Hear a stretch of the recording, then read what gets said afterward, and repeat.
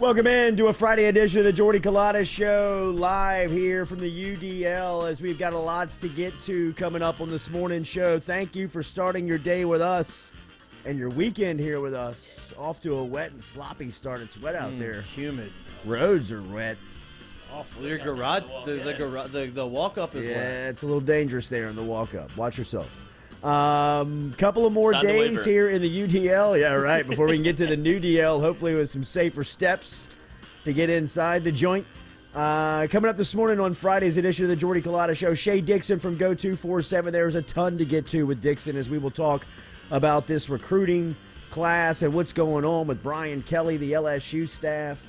Another stalwart and name is out at LSU football. We will talk about the coaching moves coming down from Brian Kelly's staff. We will talk about all that with Shea Dixon coming up here. Nathan Velasquez is going to be here with the latest from Hollywood. We're going to talk to Sean Courtney, Lloyd's older brother, who is going to be in here, talking a little menu for the weekend. Roca Pizza is going to be in here. Whoa.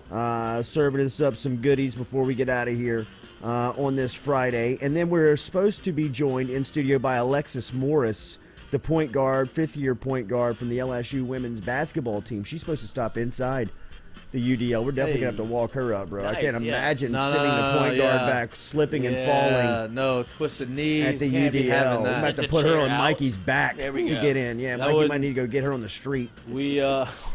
We wouldn't put ourselves in a good spot with Sheesh. women's basketball. Thought we were in And we're in Milwaukee. such a great spot right now. If we were to call and say that the point guard has slipped and fallen under the spot, we will be in some trouble. Remember to like, share, comment on the post. We appreciate all of you starting your day with us here on the Jordy Culotta Show.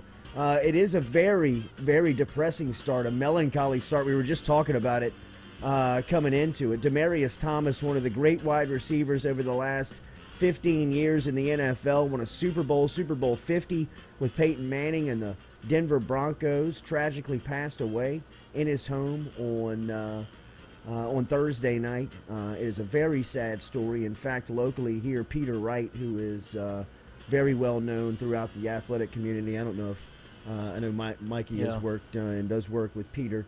And Peter handles a lot of the athletes' finances, but it's not just a lot of the LSU people. If you go inside of his office, you see a lot of just crazy superstars.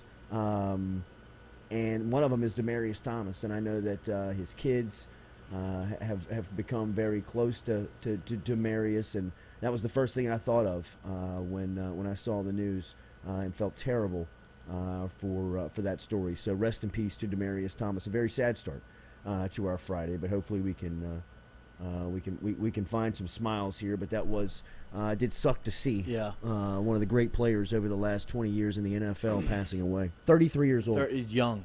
Yeah. And I didn't know him, obviously. I didn't play with him or anything like that, but he used to train. Colby Tuya used to be out here. Yeah. He now trains in Jupiter. He's killing it over there, but Yeah. he used to Tiger work. Woods trainer. Yeah, it's not bad. He used to train here, and so that's who he would train me. But he'd also train Demaryius Thomas, and so there'd be times where in Baton Rouge I'd fly. I mean, I would drive in, and Demaryius Thomas had flown in for like a few days just to work out with Colby, and that was the only time that I really like saw him and like talk. I mean, we never like hung out. We weren't friends, but just the way he carried himself and he seemed like a great guy. So Yeah. it's a sad deal. It is sad. Very sad. So no easy transition there, but we are going to get to a lot of stuff today as LSU football remains in the news. It is recruiting season. The first part of National Signing Day will come at you on Wednesday. And this has really kind of become the primary signing day. It used to be the February signing day. And I heard Rick Neuheisel speaking about this yesterday. Neuheisel and Chris Childers, the show pony, have a great radio show that exists. It's on Sirius Channel 84. It's on the college sports station. But Neuheisel was just talking about, he's a former coach and has coached at some big-time spots, and he was talking about how just unconventional the early signing period has become for programs, coaches, and being able and trying to stay relevant and compete. I think that you'll probably see some change even more here on this signing period, the early signing period. But right now, these are the rules that the college football game is playing underneath, and it looks as if next week's early signing period, it's going to be interesting to see how LSU does there, because there's been a ton of turnover, not only, of course, with the head coaching spot, but now here over the last couple of days. We mentioned Corey Raymond and talked about that a lot. We mentioned and talked to Mickey Joseph on Sunday night here of the Jordy Culotta show, and then yesterday, another just enormous name in LSU football history and lore was made aware that he would not be returning, and that is Kevin Faulk, the LSU running back coach. Faulk, of course, all-time leading rusher in the program's history, one of the most heralded and dominant high school football players ever to come out of our state, and chose LSU when it was really not cool to go to LSU. God, he was so good. Oh, he was so good. He was so good in high school. So good in college. He was so good everywhere. I mean, he really was. I mean, to see the type of football career that he had, now looking back on him, is just kind of incredible. The legacy that he leaves behind on the field. But as a football coach, he served as an administrator for 3 years with Ed Ogeron and that crew. And then when Tommy Robinson took the Texas A&M job after the 19 run, Kevin Faulk was elevated to the starting running backs coach, or to the lead running backs coach, where he served for 2 seasons. He tragically, of course, lost his daughter in the middle of last season. Kayshon Boutte. Sheesh. And, we're working through it. We're battling. Yeah, we're just battling. But it Bad was timing with the music too. Yeah, it was.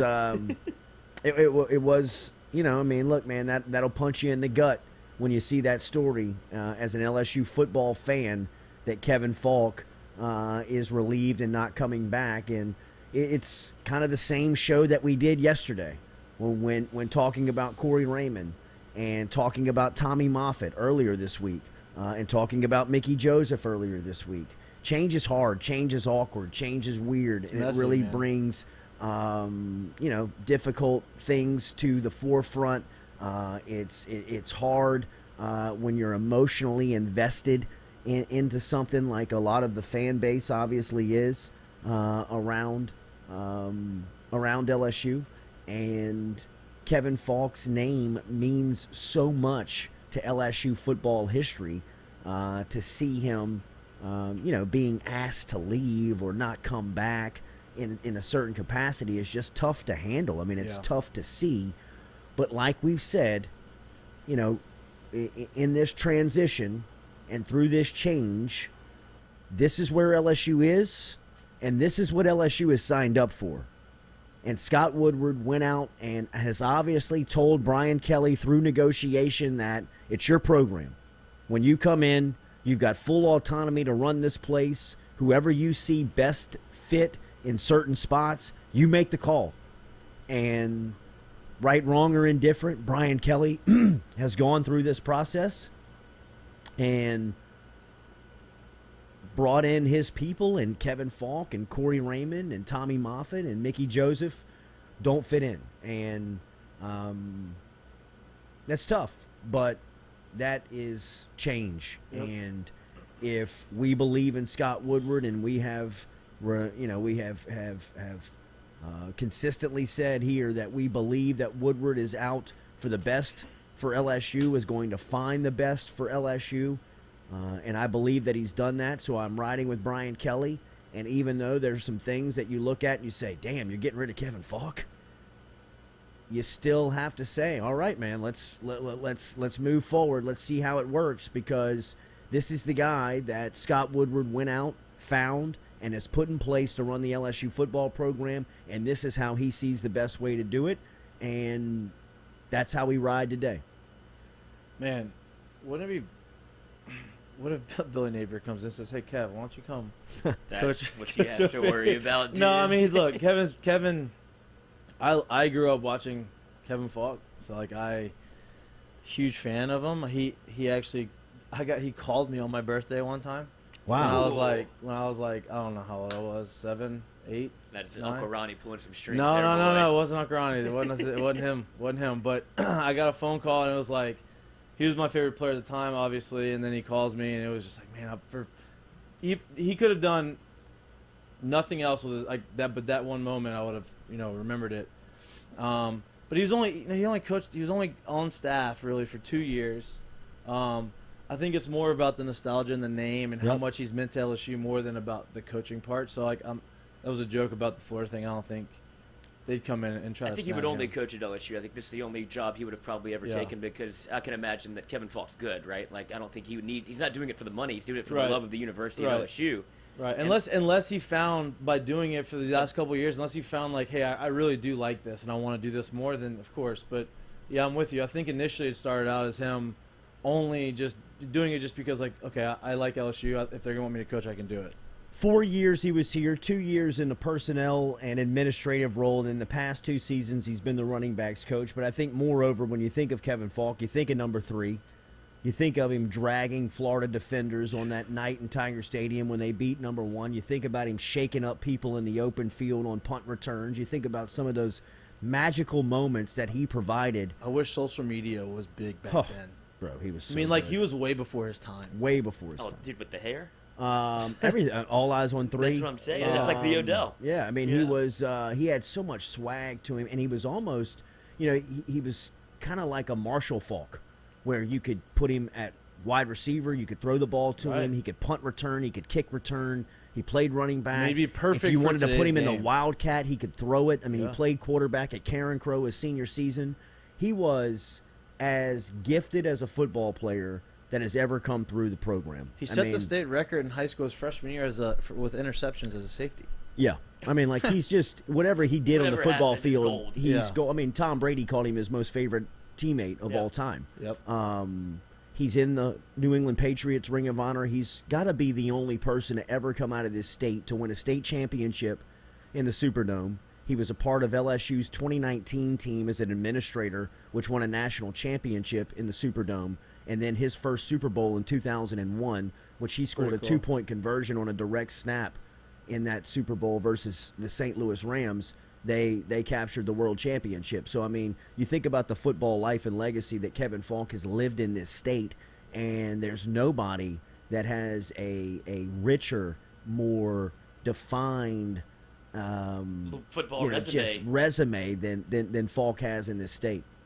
Isn't that something that you kind of lose, because it goes back to the same conversation I was having yesterday with the recruiting aspect, that you were worried about Brian Kelly coming to Louisiana and being able to acclimate himself and kind of get to know some of these guys. Where has Kev Faulk, like, where's he been succeeding? It felt like he was kind of finding his footing on the recruiting trail, because these running backs are starting to kind of find out who he was, and when they realized what he did for Louisiana, what he did at LSU, and what he did in the league, they wanted to kind of go play for him. Sure. So yeah. It's a loss for sure, not just in name and stature, and, like, obviously you can prop Kevin Faulk up. Corey Kiner told the story on this show where, he had to Google him on the way out, and they were like, oh my God. I just talked to who? This guy's incredible. Wait, Kevin told him to Google him, or they just Googled him the coach. Oh. Corey Kiner's high school coach, was like awestruck that Faulk was in the office. Yeah. And Kiner was like, who the fuck is this guy? Yeah, like, I don't get it. Like, what's the big deal? Because Kev wouldn't go in there as, like, I'm former LSU star. Of course, like, of course. It was like, oh, he's just the coach. He's like, no, dude, you know who that is? Yeah, and, his coach told Corey Kiner to, like, Google him. And he looked up Kevin Faulk, and he's like, that's the guy that's just, I thought he was like a football coach. I didn't know he was this. Yeah. So his LSU, like, no, legacy. for sure. But I think as far as, like, you said it best, he was finding his footing on the recruiting trail. I think where we're at as a program, like, you don't have time to find it. Like, we don't have time for someone just, like, we don't have people around them to take away from the necessity of that. And so it's like, hey, you can't just find it. You have to have it right now. And I'm not saying he didn't, but I'm saying that I think it's more about damn, Kevin Faulk leaving. It sucks. The name sucks. He's a great person. More than the coaching side. That's just my opinion. Like we talked about with Corey Raymond, and I think more than anybody throughout this process, we have kind of talked about Corey Raymond's coaching acumen and what you'll lose. With Faulk, look, he has forgotten more football than all of us collectively will ever know. Yep. But he hasn't coached it for a long time. right? I mean, he hasn't coached it at the level. And if he's not Kevin Faulk, full disclosure, and I think we all know this, that are listening to this program and are in this room, if he's not Kevin Faulk, he's not the LSU running backs coach just 2 years, or just, that's not his starting spot as a coach. I mean, if he's not the all-time leading rusher at the school and, hasn't paid for a meal in the city since 95, then, it's a little tougher for him to get the gig. And look, I was good with it. You know what I mean? I'm fine with it. I love the fact that Faulk was the LSU running backs coach. But if Brian Kelly doesn't see that that's the best choice moving forward, I get it. Right. I mean, I understand it. I think that, Faulk probably serves a better role in the program than the running backs coach, especially if, I think for a lot of that 4-year run that he was here, he was commuting back and forth to Lafayette. Oh, really? Like he had like a place at, an on-campus apartment where he'd stay like a couple of nights a week. But really, I mean, he's a family guy. Yeah. You know what I mean? Right. He's looking to be around his family. So he was kind of like going back and forth almost every day. So, I mean, in that capacity where if he still wants family but he still loves LSU, you can put him in some type of role where, he's an ambassador, where he just serves like on game day. No doubt. You put a gold jacket on him and his Super Bowl ring and a national championship ring and let him shake hands and take pictures and pay him, a couple $1,000. Send him down the Tiger Walk. Absolutely. And I mean, and everybody's good, right? And I still think that Kevin Faulk would absolutely do that for the program. I don't think, and nor have I heard, have been told, and have talked to some people up there that would have said so, that this is by any means bad blood. I think that people understand. I think that, for Corey Raymond's standpoint, I think that he really thought that he was going to get that assistant head coaching title and thought that he desered that. And he has every right to be upset. I think so too. I think so too. And I think Tommy Moffitt, hearing the words that you're not coming back, I think it was obviously gut punch, well, he didn't face believe, to the punch. Yeah, absolutely. The guy loves LSU, man. Yeah, but it was funny just catching that last moment of him packing up. It's like, how you doing? He's like, terrible. Yeah. Like, he wasn't really missing the fact that he's like, I didn't want to leave LSU. I understand that I am. Right. But it's those kind of people that are leaving the program that makes it feel like a total shift. I said this yesterday. It doesn't feel like a new chapter in LSU football. It feels like a whole new book. Yeah. Like the way that this is starting over, it feels like it's not they're not running with the tradition of LSU football anymore. It's totally changing the guard, and it's a new start for LSU football. It feels like it does. Which is scary. But it's also exciting because it wasn't fully broken in my mind. I didn't think that LSU was. But I still don't needed think such an overhaul. I still don't think that they think it's fully broken. I think if the culture is broken, you need that's where you need the overhaul. It's not about the staff. It's not about getting players. It's not about who we have here. It's about if you're trying to change the culture, you have to take away I just would have liked to have seen some of the things that made LSU and made LSU great, which in my mind is DBU, kind of Tommy Moffitt. I understand that he's older and up in age, and you want to bring in your own strength guy, but I'm just talking about the branding that was built around LSU. No, for sure. All these people were ingrained with that, and kind of what made LSU cool. Now it seems like it's rebuilding a little bit, and would argue as a brand going into 2022. I just think that by doing all of this, the role of Frank Wilson is increased. Like, I think it's that much more important. I think that's why he went and got him, because we do need a culture change, but we also need some sense of Louisiana here. Like, we need someone who knows what's going on, and I think that's Frank. Right, but like now it's just Frank. Like, they've gotten rid of a lot. But I do think that Frank behind closed doors is telling Brian Kelly the emphasis and how to build the staff. Oh, no, for sure. Like, there is a lot of consultation and there's a lot of leaning on Frank to tell me how to do this. Like, I know how to coach football, but make sure that I'm getting the right people in here so that we can attract the talent. And, look, man, Frank Wilson is the one that is buoying all of this. He's the one that gives you the peace of mind that things are headed in the right direction, because when you see a pink slip list that consists of names of Moffitt, Joseph, Faulk, and Raymond, I mean, you know what I mean? You're stepping away saying, bro, do you know what you're doing? Yep. You know what I mean? Like, are you sure that you have everything in line? And I believe he does. I really do. I agree with you. And as much as I agree with what Lloyd said, that LSU has been branded into a program and a feel of Moffitt and Faulk and Raymond and DBU and all of that stuff, I still think it's about the players. And if you can get the players, which Frank Wilson is a master at, nobody on LSU staff, including Ed Ogeron, is as good as recruiting the state of Louisiana as Frank Wilson is. Can get players to LSU better than he can. If he's the guy moving forward into the future that Brian Kelly says, hey, man, that's my alpha, that's my ace, that's my number one hire, and then from there, I'm trusting him and I to build this thing correctly, I'm in. Even if it means that you have to pink slip Kevin Faulk. I mean, that's nuts. But I get it. And LSU needed an overhaul. I think that we didn't understand how bad the stench was around LSU football's program the past couple of years. And I think the last 2 weeks has exposed that to the public more than we've seen, more than I've reported, more than the insiders know, right? Because I've even kind of raised my eyebrows at a couple of things over the last couple of days and weeks, been like, damn, it's crazy up there. And you talk to people up there right now, and people are walking down the hall looking over their shoulder. Nobody trusts anybody. There's still a part of the old regime that's still working in bowl prepping. There's part of the new people coming in. There's press releases going out announcing new people that nobody's met yet.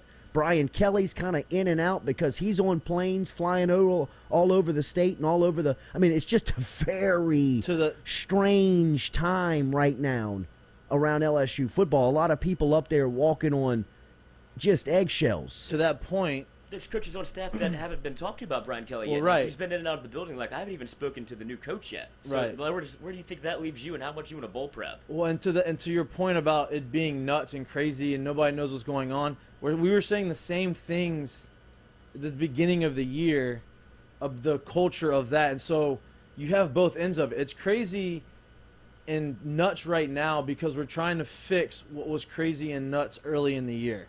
Does that make sense? Yeah. So, it's gonna be messy. It's gonna be that's just the way it has to be right now.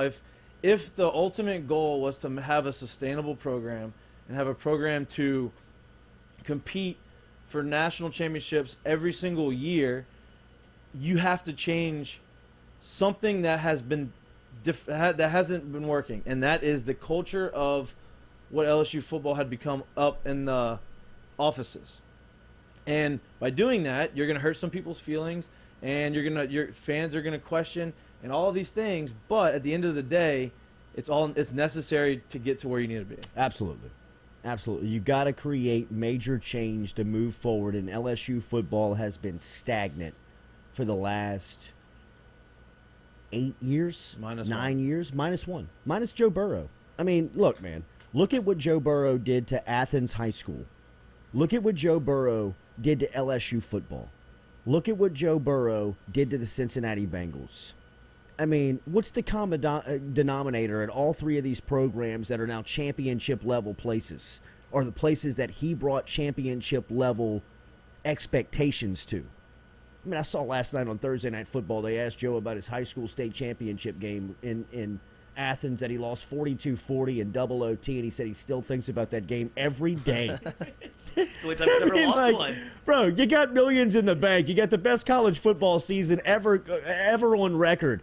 It's the game that he thinks about. It was Burrow, the one that really kind of was strong enough to overcome the stench for a 2-year run that LSU football has kind of been living in for the last decade. Change was needed. Change is needed. There's more change coming. I don't know if it gets more, I don't know if it gets bigger than Faulk, Raymond, or Moffitt, and even Mickey Joseph, but there's more change that is coming down the way for LSU football. And one thing that Brian Kelly will be able to say every time he is in a microphone in public in talking about wins or losses, you're doing it your way. Yep. He's doing it, and he's getting to do it the way that he wants to do it.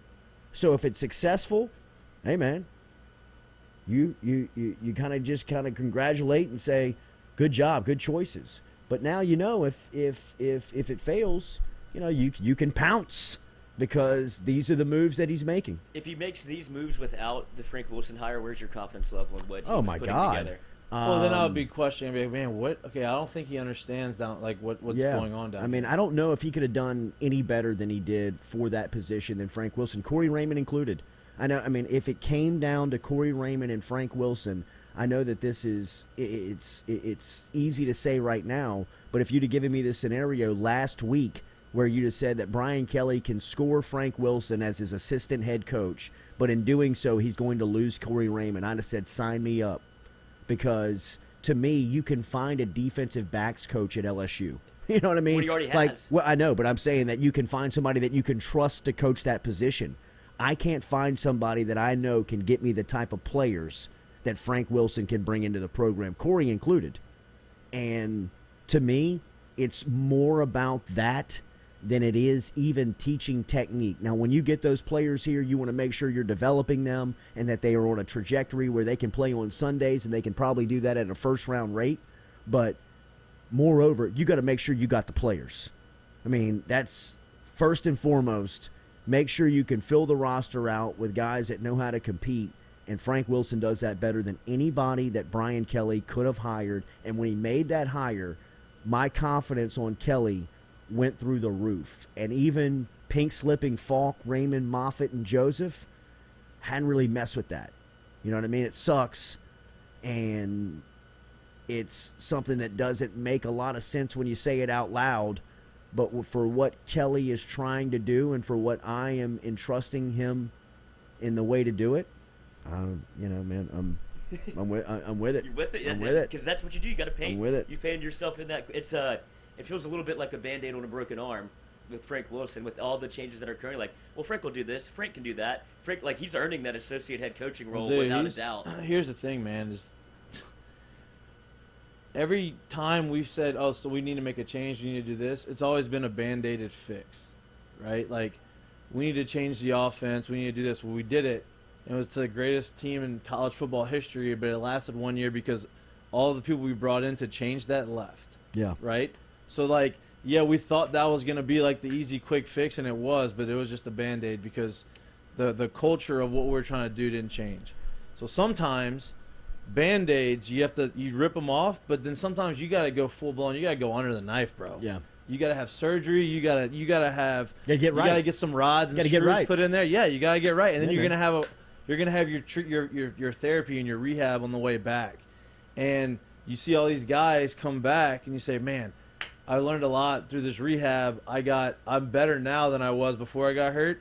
I kind of feel like that's like the route LSU's trying to go. You got to put the titanium screw in the gum, boys. That's it. You got to get your mouth right. Get the teeth right. 2 days later, I'm feeling like it's getting right. Look at that. Feeling like it's getting right. Johnson Spillers, our official dentist over here at the Jordy Culotta Show, going through the process of a new tooth implant on the front tooth, and just went through the second part of the process from our friends over at Johnson Spillers. Very easy with our friends over there, Gonzales location and in Baton Rouge. Check them out at johnsonspillers.com on social media. They're on Facebook. They're on Instagram. Check them out there. But general dentistry, pediatric dentistry, tooth implants, whatever you may be looking for, they can help you out. Johnson Spillers. Alexis Morris, who is a fantastic story. She is the point guard for LSU women's basketball team. Put on a show last week versus Iowa State. Obviously, the Lady Tigers are on a break right now, dealing with finals. As they wrap up, LSU men's basketball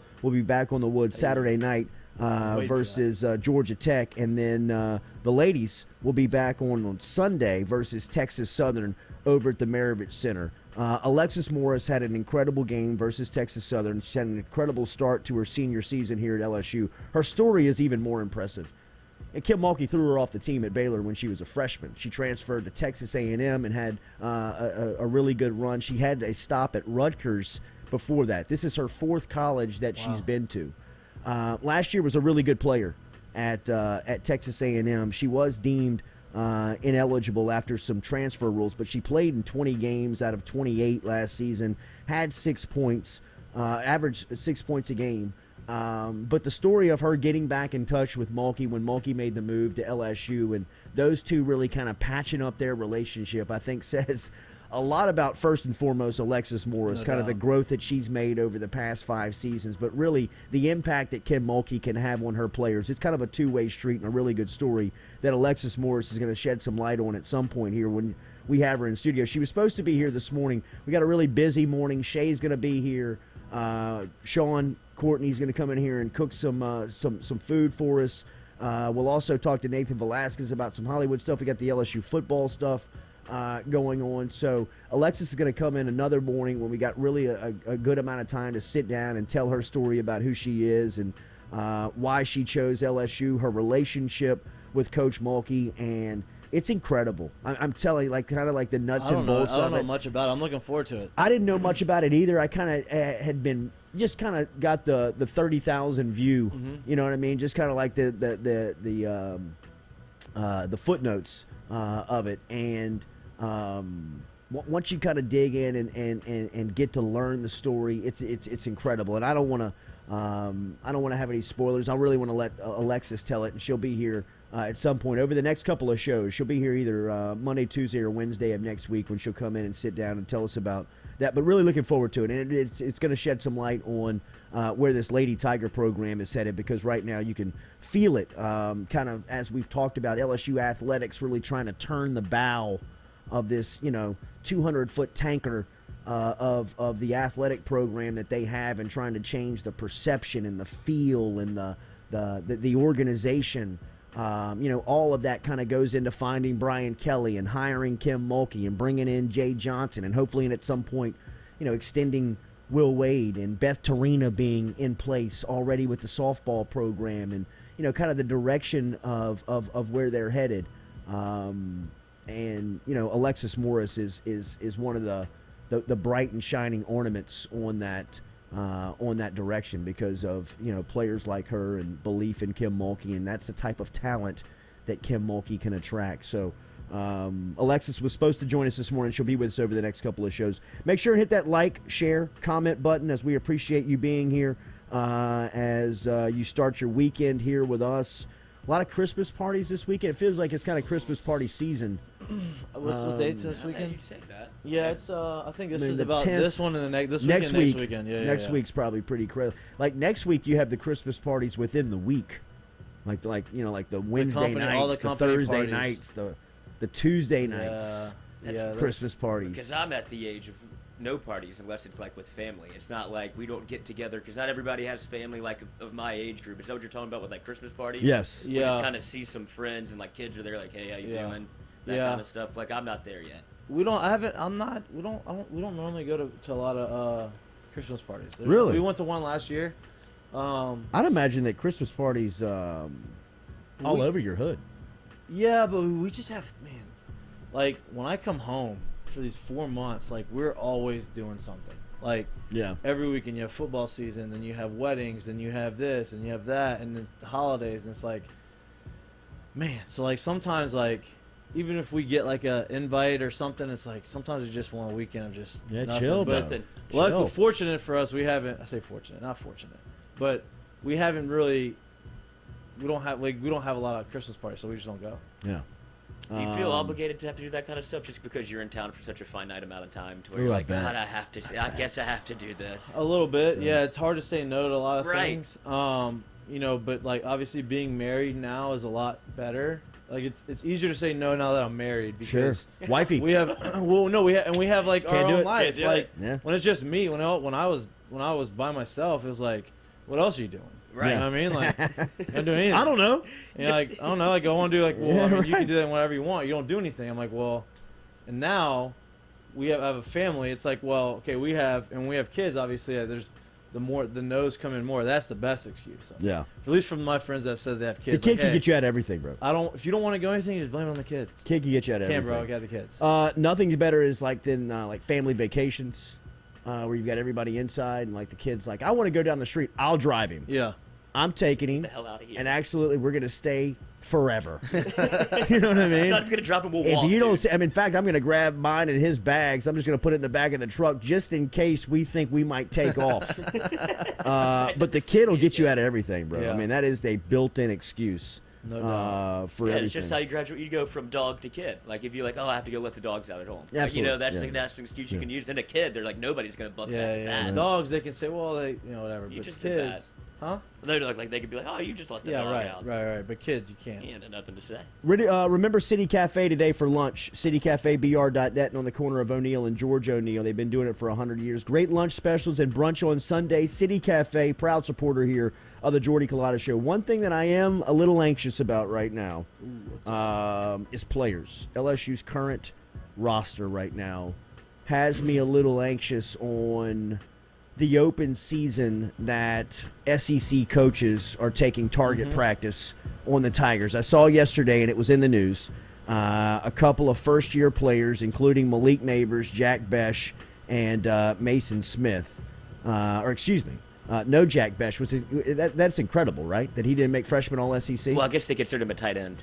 And then you have that tight end Bowers? from Georgia that's a stud. Okay. So Well, I mean, that's the only rationale I can we're come making. up with. I mean, That's we're making unbelievable. room for Yeah, Jack. yeah. I believe that Malik Neighbors is one of the best freshmen in the SEC. But if we're handing out postseason awards for it, I would put Besh in over him. Neighbors. Even as a Neighbors wide deserves receiver. it. Yeah, but Neighbors Besh deserves had it. a longer. Besh is one of the more. best players in the country. I'm telling you. He will be. Like, I think right now, I think that there are offensive coordinators that look at 80 in purple and gold and say, He's a mismatch. we will take him. Yeah. Every college in the country looks at LSU's slot wide receiver / tight end and says, we'll take him. I mean, he is a game changer, and he catches everything. Yep. And every time he touches the ball, good things happen. He never turns it over. He never drops it. He runs great routes, and he's only a freshman. I mean, like, the kid's going to be he's gonna be a freaking stud. freak Yeah. in 2 years. Especially when you get to bring in Walker Howard, his guy, they already have the connection. bro. You put that Well, magic back then together. Then you put the offense that Brian Kelly likes to run with tight ends getting featured or those types of players getting featured. Like, it's gonna turn out pretty well for him, I think. But the one thing that does concern me right now in the present state that LSU football kind of operates is, where are they on protecting their own right now? You know what I mean? Like, how? And I'd imagine that there is a Another job for huge emphasis on that. But how much can you really do with a limited staff and not a lot of questions that you can answer from a staff standpoint? I mean, I got to imagine that a lot of these guys have some really overriding questions of what's next. I got people calling me wanting to know if I want to stay here, and do I? You know what I mean? Do I want to stay here? What are they going to do? And I don't know how much you can answer the questions of people right now when you just don't have guys in place. Now, I did speak to some pretty prominent recruits throughout this week on the offensive side of the ball that sat down with Brian Kelly that said that there are answers to the questions that all of us are asking. Just all of us don't know. Right? And while they didn't get names in those specific meetings, they did get an outlook. And it was, at least from their point of view, seemed like it was very refreshing. It seemed like the things that they needed to hear. That was gonna happen. Sure, absolutely. The things that they needed to hear, they heard. But like we talked about yesterday, Kayshon Boutte, Mason Smith, B.J. Ojolari, Jack Besh, Malik Neighbors. I mean, a lot of these guys that we talk about that are young on this team. Now, Kayshon's not. You know, the thing that worries me about Kayshon is that Kayshon was sold the 2019 recruiting pitch. Of course. Right? Like, he was a senior in high school at that time. He was the best wide receiver in the country. He was coming out of your area in Opelousas. And New Iberia, and he had an expectation of getting here and putting up the numbers that he's put up, but doing it on winning teams. And the anxiety I have about Kayshon is the really high-end coaches in this country, Kirby Smart, Nick Saban, Jimbo Fisher, getting in his ear and telling him, come put those numbers up and get into the playoff. Yeah. Come put those numbers up for one season, your last season in college football. This is going to be your third year. LSU's still going to be figuring it out in your third year there, and you're going to be the best player on their team. and you're going to lead the country in touchdowns even if you sit out a month. Yeah. Why don't you just come to our school, be the number one wideout, and we'll get you in the playoffs? And I think that would hit home with Kayshon. I think that would probably strike him as something that would grab his attention because he's a winner. He's a competitor. He knows whatever locker room he goes in, he's going to be a dog. He's going to be a player. But he wants to win. He's tired of putting up with locker room drama. He's tired of answering questions about his coaches. He's tired of answering questions about what's going on with the players that are ineligible and can't play. He just wants to play football and win. And that's just kind of who he is. I mean, if you know him, if you watch him, if you just have heard him speak, he's a quiet, reserve. He's not wide receiver one. You know what I mean? Like, he's not the guy showing up with a fur coat. He's a guy that just kind of keeps his head down and does his job. And LSU's been the centerpiece of a drama film the last couple of seasons. Anti-Kayshon. So I just hope that, and there's a lot of smoke out there right now. I read the same stuff you do. I hear the same stuff that you're hearing out there. People ask me the same questions that they're asking you. What's going on with Kayshon? I don't know. But I'm reading his Twitter, and I see his social media. That stuff looks a little cryptic. He definitely don't look happy. And like I said, I know that there's going to be big turnover. You lose your starting quarterback to the transfer portal. You lose one of your dominant 5-star wide receivers to the transfer portal. I hear you. That doesn't move the meter on me. If Kayshon moves, that's big. That's enormous because your best player needs to be on board with you. And I think that from Brian Kelly's standpoint, I'm not telling him how to do the job, but one of my first meetings would have been with him, with Kayshon, to sit down and say, hey, man, we're going to make you happy. We're going to build this offense next season around you. You're the best player in college football, potentially. You're the biggest game breaker in the sport. What do we have to do to secure you for the next couple of months and make sure that you get to spring practice? Or once you get healthy, that you're with us? What do we have to do from your point of view? And that's another thing, man, is Kayshon's been doing a lot of rehab and trying to get his body back right, his foot right, and get back on the field. So, like, when you're doing that, and you're not on the field playing, doing things that you're used to doing, and you're reflecting over the last 2 years where you've been a losing, basically when he was out, they had a losing record at the time. Like, I think they're 500 obviously over the last 2 years, but when you start reflecting on that, and that's the only thing you can think of, and you don't have that distraction of being with your boys on the field and grinding it out, your mind starts to wander, man. Like, you start thinking about, like, damn, all right, I've been here for 2 years. I do love it here. But I'm ready to win. Like, yeah, I got 1 year left and I'm out. And you start thinking about all this other shit. And, that time gives you like, when you have that time on your hands to be able to look around, you start kind of noticing things you wouldn't. Like, oh, is this how we're doing it here? No doubt. If you're a Kayshon Boutte or any of these, like, studs that you have on LSU that any team that could come get in the transfer portal recruited, because they're all like the 5-star guys that everybody wants, when you can pitch them the ability to, look, if you're looking for stability, there's nobody more stable than Alabama football and Nick Saban. And with that stability, you get to be in primetime games every Saturday, you get to play in the playoffs. You get the spotlight. The rumor goes, and the rumor is smoking, that Kayshon Boutte is going to commit to Alabama and not announce it until next Saturday, when Alabama has been able to get their recruiting class in place for the early signing period, and he won't scare off Alabama's recruits, a lot of the 5-stars that are coming into that class. Whoa! So not only do you pick up the top wideouts in the country, but you get the best player in the country off of one of the teams that you love to beat, bully on exactly. I don't. That's not been confirmed, but that is a scorching hot take out there right now from a lot of people who are kind of following this thing. That would be a melt. That would hurt. That would hurt. That's what I'm saying. People are riding with Brian Kelly. Like, I know we're all in the Scott Yeah, but Woodward, there's nothing Brian Kelly honeymoon phase. I think it wouldn't have mattered, though. I don't think it would have mattered. I think I don't know, you bring anybody else in, any other new coach in, like, they're going to make their decisions. Like, we talked about it. Napier was going to have a full exodus of the whole staff, the whole cleanse. Yeah. So, like, it was going to happen. Whoever was going to be in there was going to be able to do that. So you knew that this was going to happen. It sucks. It doesn't make it any easier. But, like, you knew that once this happened, once we got a new coach and they made all these changes, shit's going to look different. People are going to leave. That was what was expected. You were just hoping that it wasn't going to be the guys that left.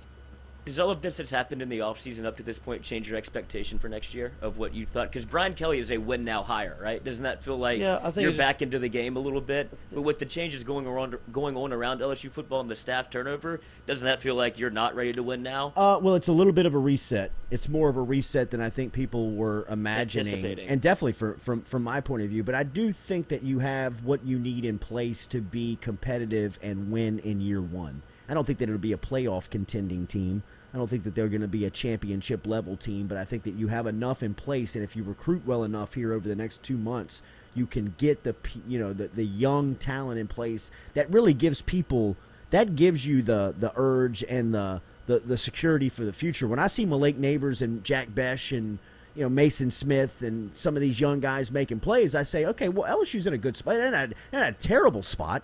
You know what I mean? They're not totally dead. Garrett Dellinger looks like he's going to be a pretty good offensive lineman the more he grows up.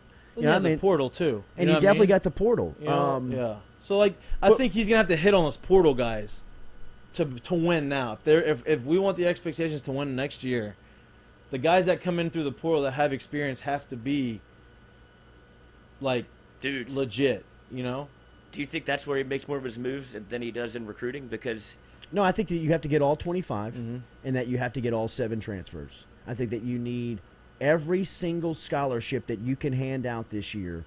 You have got to, and when I say that you're handing out, what is that, 32 scholarships this year? If you get all 25 in the signing period and you get 7 in the portal, I think that you've got to hit on like 23, 24, which is a big ask. But there's that type of caliber of player in this class, in this cycle. But moreover, on those transfers, I mean, if you get 7, 5 of them next year need to be starting, like legitimately, and that potentially could make you that's what I mean, championship level program in year one. But you got to get these guys. You got to hit these guys. You got to keep Kayshon Boutte. You're worried about going into the portal. We got to protect from the portal. If this is to be competitive next year, right? Like, I still think that Kelly is going to build the foundation of a championship level program at LSU. In year one, he can do that a little bit quicker if he's got guys like Boutte, if he hits on 25 guys, if he gets the 7 transfers, if he's able to keep the roster intact. Best case scenario, he could be an SEC Western Division contending team next year if he's got everything that kind of falls in place. If he continues to see a lot of walkout and a lot of turnover, I still believe that he's going to get it done.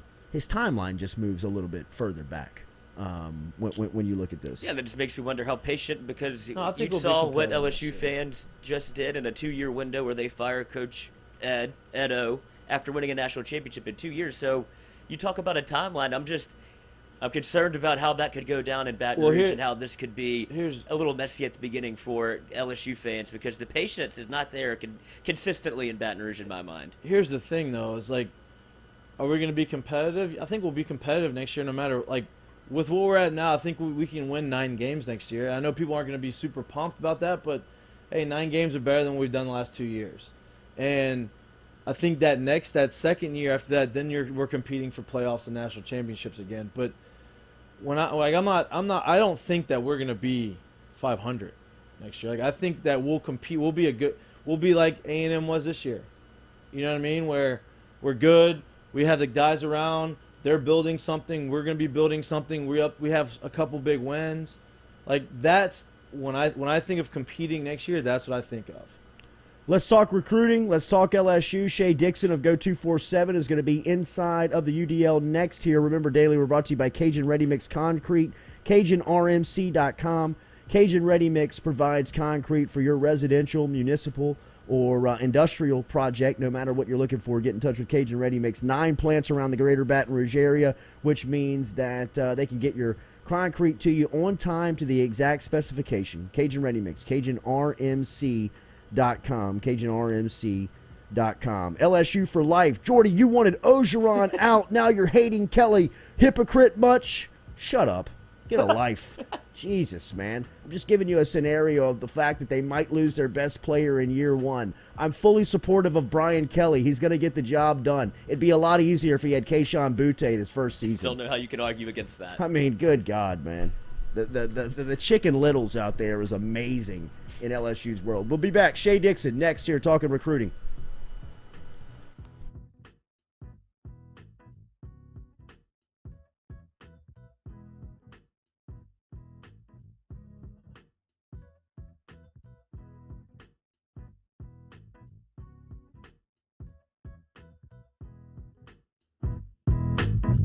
Go Chevrolet is proud to announce Go Express Auto Sales, the new used car lot located in the capital city of Baton Rouge, Louisiana, at 11522 Florida Boulevard. Go Express Auto Sales is online at goexpressautosales.com, or you can search them on Facebook and social media at Go Express Auto Sales, the newest addition to the family of Go Chevrolet. Remember, Go Chevrolet is located down in Laplace, Louisiana, but now welcoming aboard Go Express, the new used car lot located in Baton Rouge, Louisiana at 11522 Florida Boulevard. Hebert's Specialty Meats, home to the finest boudin in South Louisiana. 2 spots right here in Baton Rouge and out in Prairieville. Stop in and see them in the Dutchtown Shopping Center on Highway 73 or right here in Baton Rouge on Jefferson Highway. Online, abearsmarkets.com, and they're all over social media. You can find them on Facebook. You can find them on Instagram. Hebert's combines perfect seasoning with that authentic Cajun flavor. Find out for yourself. Baton Rouge on Jefferson Highway and in Prairieville on Highway 73. abearsmarkets.com.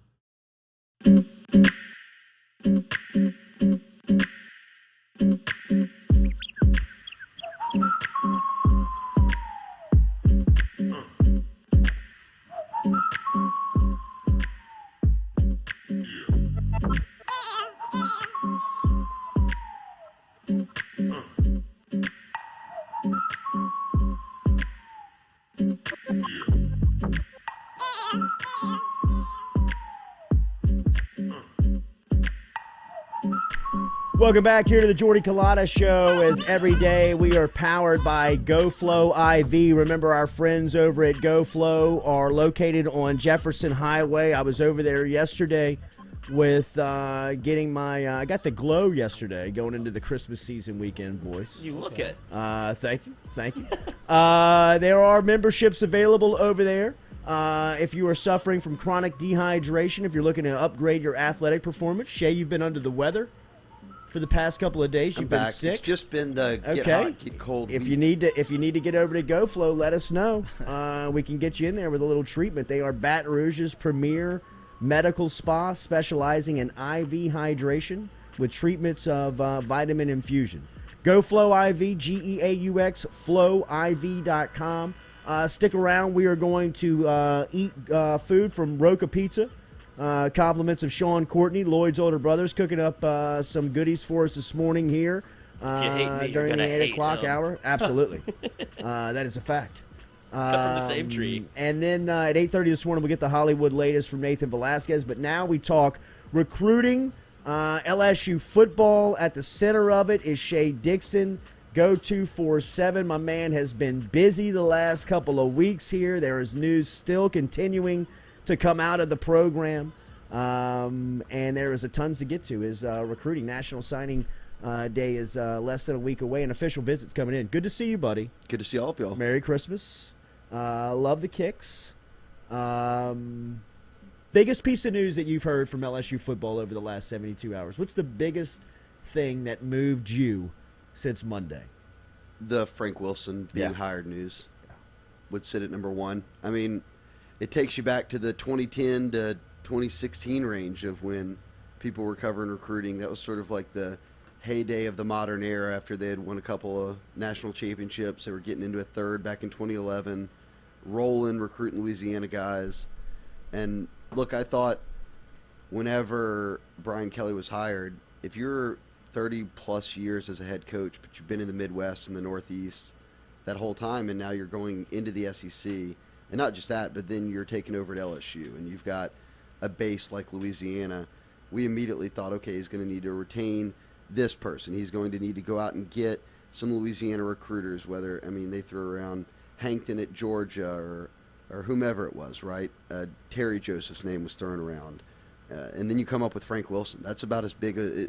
It was almost like I wasn't even thinking of that as an option. Yeah, I know. Like Brian Kelly. I don't know if he could have done any better. Right, it's the biggest name you could have gone and gotten. And for me, what it does is, for so long when Les was the head coach, Frank ran recruiting. Yeah.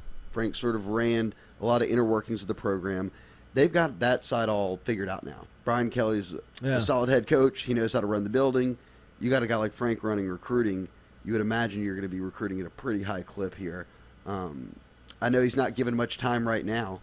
He's like, look, I'm out on the road for a couple of days here. They sign next week. The old school leather jacket. Yeah, that's just, someone was like, where did he get that? And Emily, my wife, was like, that was about a 2010 edition of LSU. That looks like go to the closet. Patrick Peterson's recruiting visit. Dust this whole thing off. I'm back, baby. 100%. Like, I guarantee he opened that closet that flipped on the switch that hadn't been opened in about 5 years, and there was all the right.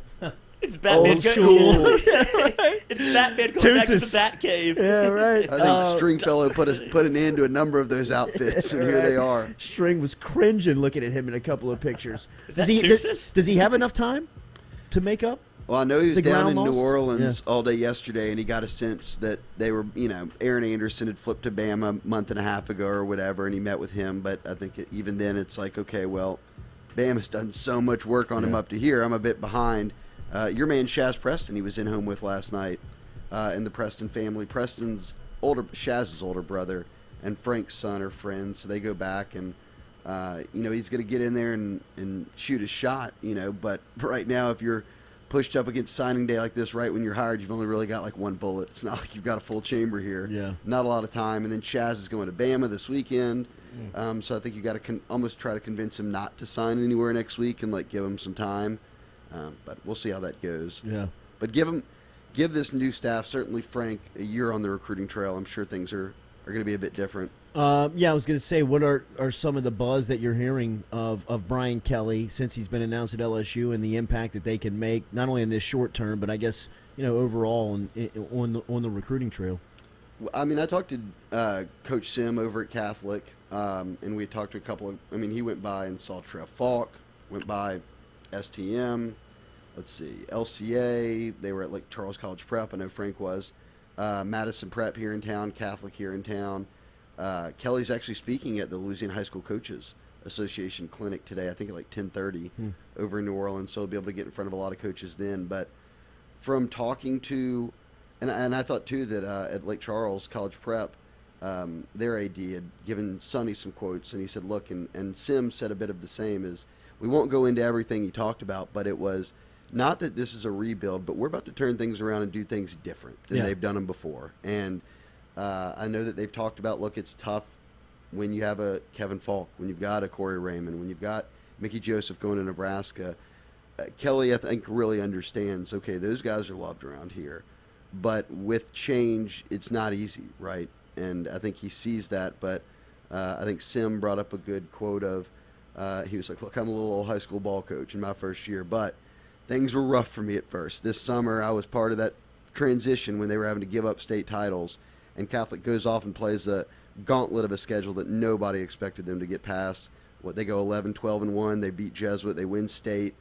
So he sort of said, hey, look, I could sense that Brian Kelly knew it was going to get rough before it got easier, but that, hey, he was dialed in, buckled in, and that he felt like he had a really good plan in place of, this is how I'm going to build my staff. This is what we're going to do.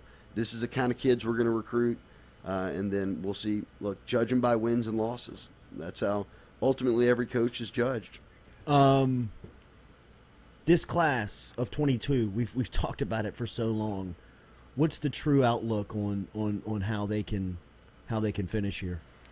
Well, I think they're doing it the right way. You got to immediately worry about your base. You need to get the committed kids that you've felt good about locked in. A lot of them, all of them almost, will be in this weekend, beginning today through Sunday. It's the final weekend for visits, so they'll have close to 20 official visitors, and that'll be between your commitments, some in-state guys. I know Kendrick Law will be there. Quincy Wiggins will be there. Really? That's huge, yeah, right? A number of uncommitted in-state kids that are big that are planning on signing next week. And you do that. You focus on the guys that are here. You focus on the guys that for sure want to sign next week. They become priority. Then from there, you take it into January, and you've got more time. You've got 4 weeks of in-home visits you can do. You've got Brian Kelly you can go in-home with all these guys. You've got 4 weekends of official visits that you've got at your disposal. So immediately right now, it's focusing on the guys that sign next week and focusing on the commits. Now, when you get into January, you can build out the class a little more. I think after the bowl game, too, you've got a sense of here's who's coming back, in terms of players on roster. Here's who's going to go pro. Here's who's going to enter the portal. Here's who we signed in December.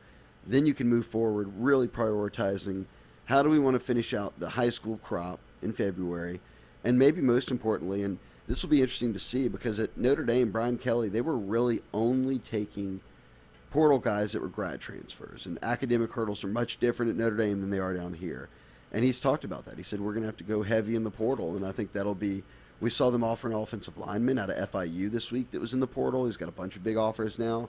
But I think we'll get a sense of what positions they feel like, whoa, that needs some real attention because come January and into the postseason, I think they'll be pretty heavy in the portal.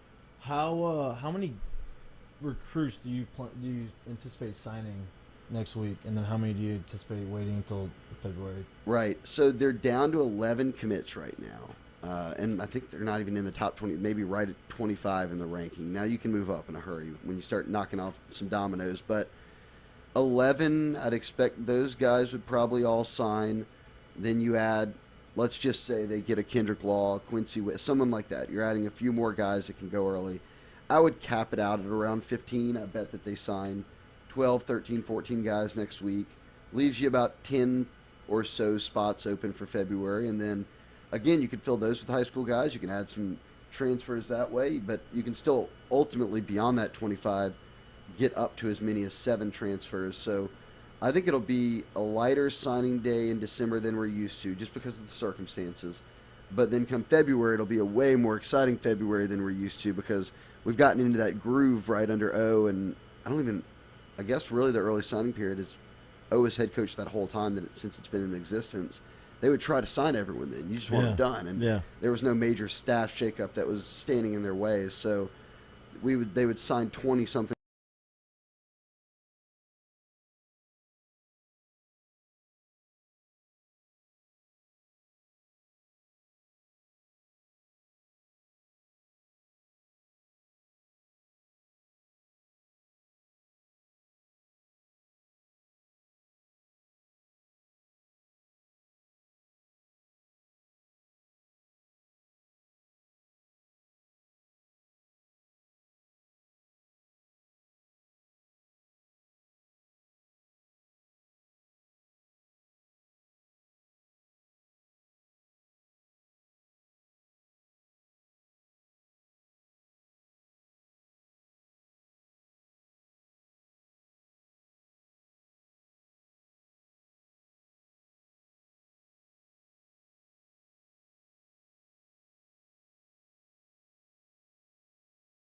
As Trevante Citizen decommitted, he could still be in play. He's not going to sign early, so he'll wait till February.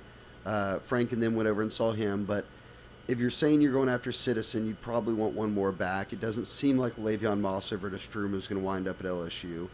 So then you look around the state. I think A.J. Allen's a big one. I think Sampson over at Dutchtown, who broke all of Eddie Lacy's records, is a really good player. He's committed to Tennessee. So I think they'll look around the state and make evals this next week, but more so January, where You need some water, bro? I got a Sprite. I got a Sprite. Hold on. It's early out here. Water break. A relief med break? I need to go to Relief Med. It'll give you coffee. Two great minds think Right. alike. It gives you a coffee. It'll fix one as well. That's right. I would think January is when you watch guys like that. And if they sign next week, it's just sort of tough luck on LSU's end. But evals, new offers. Look, last night, Landon Ibieta on the North Shore. I love that. He got an offer last night. I love Where that. is he from? He's from Mandeville. Mandeville on the North Shore. Stud. Really good, Stud. kind of slot-type receiver. But they don't have a receiver committed right now. I mean, when DeColdis left the class, it's sort of a mutual parting of ways, I guess you would say. They don't have a single receiver. Aaron Anderson had flipped to Bama. Oh, my gosh. Shaz is still Oh, my uncommitted.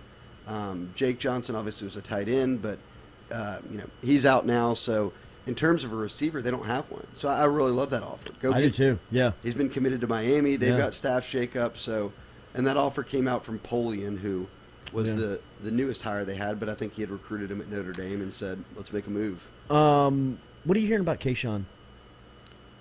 I mean, there's rumblings about everything. If I'm LSU and Mickey's gone now, Corey's gone, I'm Brian Kelly. I'm telling Frank Wilson, Put him in the get front off seat. the road. Right. Absolutely. Let him ride with you in the car. Yeah, you're now your most important recruit is sitting here on campus. He's over there in the room. I haven't heard anything that like today something would pop, but I know that they'll probably have to double down, and that's the same with all these guys. I mean, you're gonna have to re-recruit the roster when your position coach leaves, your head coach leaves. Moffitt's gone. I mean, there's so much turnover in there that these kids say, "Hey, look, it doesn't look the same to me as it did." And you've got to remember, Boutte signed on to a national championship team that's gone 10-10 or 11-11 or whatever. You know, there's some of these kids have a taste of, I've got 1 year left, man. I'm not trying to be. Are we rebuilding here, man? That ain't for me.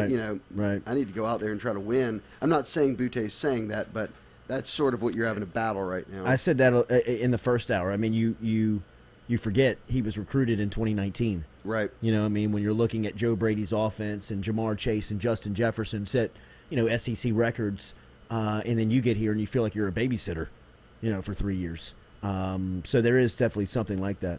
How about these new coaches? How have you heard anything on how they fit in? Moreover, let's start with the coaches that are leaving: Raymond, Joseph, Faulk, even Moffitt. You talk about those four. I mean, those were almost kind of the brand of LSU football the last couple of years. Well, yeah, and then if you think of the brand of LSU football past couple decades plus, the Moffitts, Insminger, Sam Nader before this year stepped down. So, I mean, the entire kind of food chain of LSU football has been shaken up right now. And again, we'll see by wins and losses if they're making all the right moves or not. You can't judge that in the offseason, but it's obviously real that changes are coming.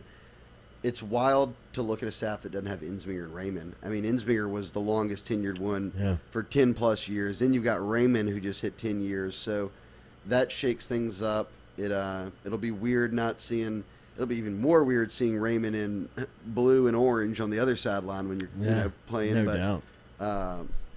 I think that the Faulk news – Faulk's had such a rough year. And you feel for him, his family. Mickey going back to Nebraska, that wasn't a major shock. They've been trying to push for Mickey for, it seemed, a few off seasons now, and we're finally able to get that done. The window had opened enough with the coaching change. Look, they're all really good coaches, really good dudes that treated everybody around here with respect. The kids all love them. So Brian Kelly's got a task at hand here. He's going to have to get these kids to buy in. I think having a familiar face like Frank around will help. We'll see what the rest of the hires look like. I loved the idea of keeping Brad Davis. I think that can keep some continuity, especially on the O-line. And as he's an interim head coach, a lot of the kids on the team will get to know him a bit better. As Liam Shanahan said, it's the best thing ever. Now you can go yell at everybody else. Right.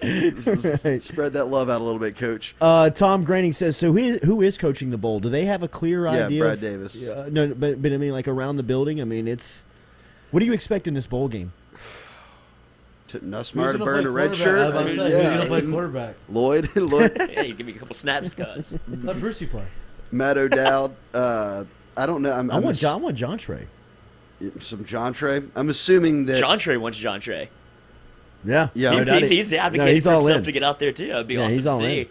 I would assume Nuss would be playing the bowl game. I mean, Me too. Red shirts are especially for a quarterback. Red shirts aren't like a thing that really happened that much anymore. What sucks for him is he could have just been playing before and not done the whole I'm trying to hold on to it thing, and then I'll let Max have the reins, and then he's gone, and it's damn, I got one game left and I've got to play it now. But good chance for him to showcase his skills. And I'm curious too, and kind of going off on a tangent here, but the bowl game, I would imagine, and I asked Brad Davis that, are you going to have all these, like, is Pete's calling plays in the bowl game? Is Durante Jones your D coordinator? And he said, look, almost that's a Brian Kelly type question almost, but I've got a plan in place. If someone's not here, an analyst is moving up. We're not missing a beat. We're just going to keep moving forward. So we'll see how all that shakes out. But as of right now, they'll start practices tomorrow.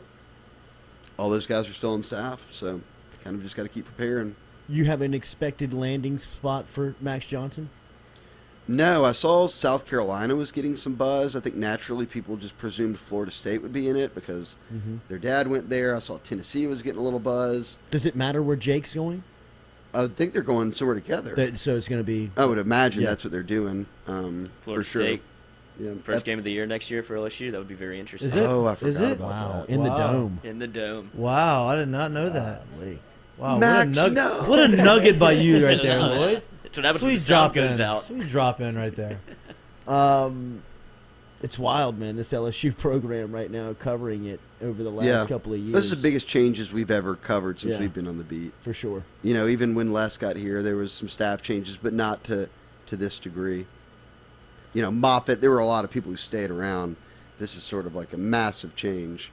We'll see how it pans out. But look, this is what Woodward did. He brought him here to right the ship in his mind. He wants to instill a new culture. He's paying him a lot of money to do it. Yep. See how it goes. What is the latest on Jacoby Matthews? Signing in February. Oh, that's good for LSU. It is very good for LSU. Gives him some time. Wow, Nice. that is great news. He plays for a LSU. state title. Sounds How like about Brian old Brian Kelly. Kelly Kelly from in my Texas? family, That was boy. a Texas, Been this a guy. Texas accent right there. I don't even know what happened. I mean, Wow, you lucked out. What's in that Sprite, you, dude? think, you think they're piling on Kelly on that? Is it me? I think it was I don't anything. hear it. Oh, you got to hear it. But I hear You it. hear it. But I I hear don't a difference. hear it. I hear a difference. I said it was just because he was Well, trying is to it just get with the family? inflection and voice. Family. Shea just did. Yeah. Yeah. A little slip. I just think. do it. Well, I could hear it, but then I was like, "That's not how anyone in Louisiana Right. talks." Yeah, so, like, if right. he was trying to fake the Louisiana funk, he's Right. got a long way to. He was I he was agree. getting down to like South Ohio at that point. That wasn't anything I'd ever heard. I didn't relate at all. You got to go over to the. You My got to go. stars, it is hot in the state of southern Louisiana. Yeah. My God. Now, It's like, bro, okay, Brian. If the man walked out with a new Iberia haircut and was out there Right. yapping it up, that'd be one thing. But I think they're piling on. It's like a Will Wade thing. Yeah. Shea Dixon is here talking recruiting with us. Quincy Wiggins. He'll be there this weekend, and he's still looking at announcing and signing next week, and that's a big thing. I know Billy Napier and them were trying to get him to go over there this weekend, but he's buckled in. Hey. Kelly went and saw him on Thursday. Get out of here, Billy. Yeah, Get out of here. Kelly went and saw him on Thursday, so I think they'll wrap up Quincy Wiggins. That'll be a big one. Wow, you think? That would You quell think a that- lot of people. I like the old adage of believe what they do, not necessarily what they say. And if you're spending your last weekend before signing day hanging out Says a with lot. Wow. 15, 16 LSU Okay. kids Says a or lot. commits. I watched Emory Jones play last weekend for the third time this year. that boy. Every single time I watched him, he got better. Like, every time I watched him, and not only that, he was the best player on the field every time, but, like, he looks as if, like, he is very well refined as an offensive lineman. I don't know what I'm looking at when I can say that. Like, I don't know what makes a great but he just looks like he... Brad Davis ain't bringing you on as an analyst anytime No, soon. they're not asking me for recommendations. But, I mean, he just looks as if he is very well skilled as a senior in high school. And you've seen his basketball stuff. Yeah. I mean, for a kid that's 330 plus, I mean, he's nimble on his feet. Plays a lot of tackle at Catholic High. What does but he project as? a Guard, huh? yeah, Guard. I he'll mean, be he a looks guard. like a professional guard. Yeah, he he's almost a- looks like Trey Turner. Yes. he like his build reminds me of Trey Turner and his athleticism. I mean, he number 92 for Jesuit is having nightmares about Emory Jones. I mean, it was one of those things like in the second quarter where Emory Jones was pile driving him into the turf, where 91 was like trying to fight him to get off of him. Like, get the fuck off of me, man. Like, leave me alone. You know what Stop I mean? picking Like, on just me. leave me alone, bro. Like, just, I mean, he was moving him like he was on skates. everywhere and just kind of put anywhere. And then when he wanted, like at the whistle, he just put him on the ground. And I mean, it was an ass kick. Just bullying him. He got his ass kicked for 3 hours. He just got every his play ass whipped by Emory Jones. Yeah, and you can't fault the kid. You know what I mean? Like it was. I got to go to chemistry. It was exactly. He's got to go to LSU. And I know that Brian Kelly told them this week when they met that he was like, look, I just started a true freshman at tackle at Notre Dame. Like, I'm not scared to do it. If you can come in and be ready, you'll be out there. I think he's a candidate for early playing time. It's funny, sort of, I guess, like your top linemen signees in terms of rating, obviously, would be Emory and Will Campbell. And they are the two, like, y'all have had Campbell on the phone before here, so you know how he is. Country as could be. Yeah, right. But him and Emory are like the nicest kids. I mean, just give you the shirt off their back, anything. Then you put them on the field, and the coach is like, bro, you got to, like, snap out of it here. Like, you're about to kill somebody out here. Will Campbell on a football field, bro. He ain't nice. He's scary. He's not nice out we there. can have a pretty young line. Yeah. Like pretty 2 years good, from now. A really good line. I mean, but if they're ready, like. But I'm saying, you'll go through the growing pains, Yeah. but 2 years from now, when you walk into a starting SEC school with Emory Jones, Will Campbell, Walker Howard as your 3 offensive centerpieces, and then you've possibly got, you know, a couple of these wide receivers and running backs in tow. I mean, it won't take long.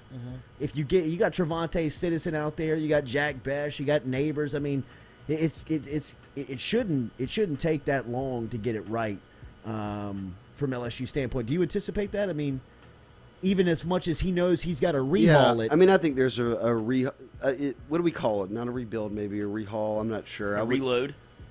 Like an overhaul, you know what I mean? Yeah. It's kind of like a reconstruction type deal. I think it will take a couple of years to get Brian Kelly's imprint on what he wants in terms of the standard, whether that's across the board, academics, community, football field. I mean, family. He's talked about that, is that if you're doing everything right, the byproduct of all that is success. You'll win a lot of games. Now, you've got to be able to fall in line. You've got to be able to do all these different things, and I think it'll take a bit to instill that, but raw talent-wise, they've got players now.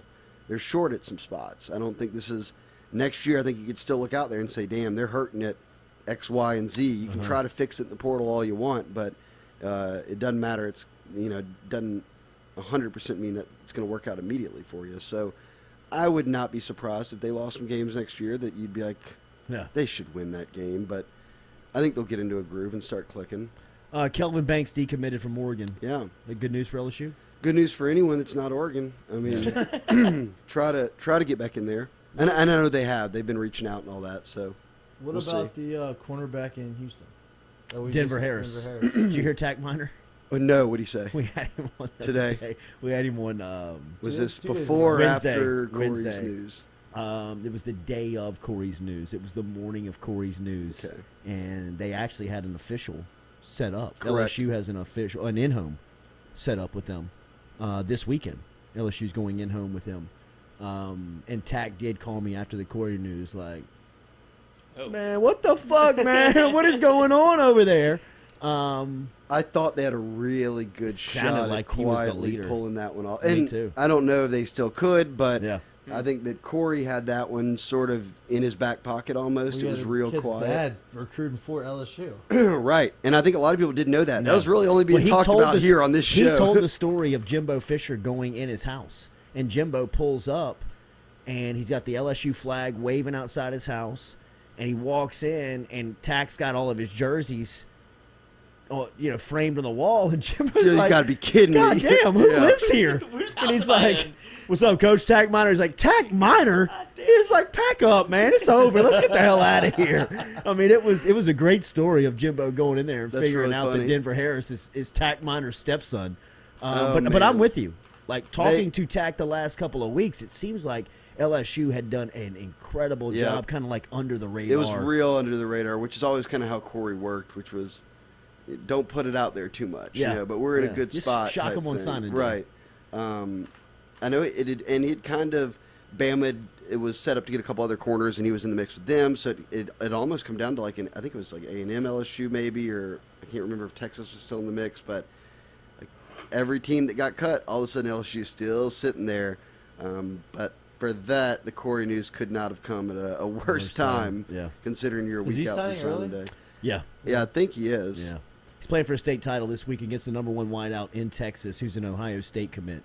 So Tack was telling us on Saturday. So it's a big, big week around their house. Yeah, they've been going back and forth a little bit on social media, and it's going to be a big game for both of them.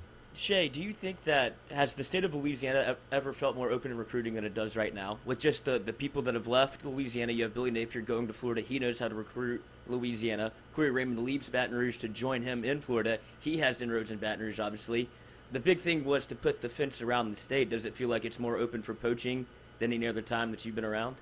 I think I wouldn't shortchange those guys. Now, I'd also say a lot of Corey's great when it gets into New Iberia and all that, but like Corey would do a lot of damage in Florida. Yeah. Right. Like I think he's going to wreck shop for them in Florida because he's now in his backyard down there where he knows so many coaches down there, and that's where he was trying to go get DBs all the time. So I'm interested to see how much he comes back. You know that Jabbar Jalouk and Napier and all those guys will come over here and recruit, but it is it'll take at Florida some real effort. I'll give you this: the last out-of-state 5-star, I think they had signed 2 5-stars in the past 5 years alone, and they were both from Florida.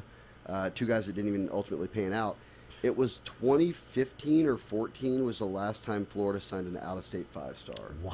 Who was it? Tease Tabor in Washington, who also flamed out. So Tease Tabor. they're going to if they're going to go kind of flexing their muscles outside the state of Florida, it's going to take some effort. Florida's just sucked at recruiting for a minute now. Wow. Where That's Mullen. That's all Mullen. even with, and then before that McElwain, I mean, even with FSU down, Miami down, they just weren't. That's what had Florida fans. That's why they're rolling through coaches. They're furious because it was, this is our time. We could own the state, and it was just kept coming up snake eyes for them.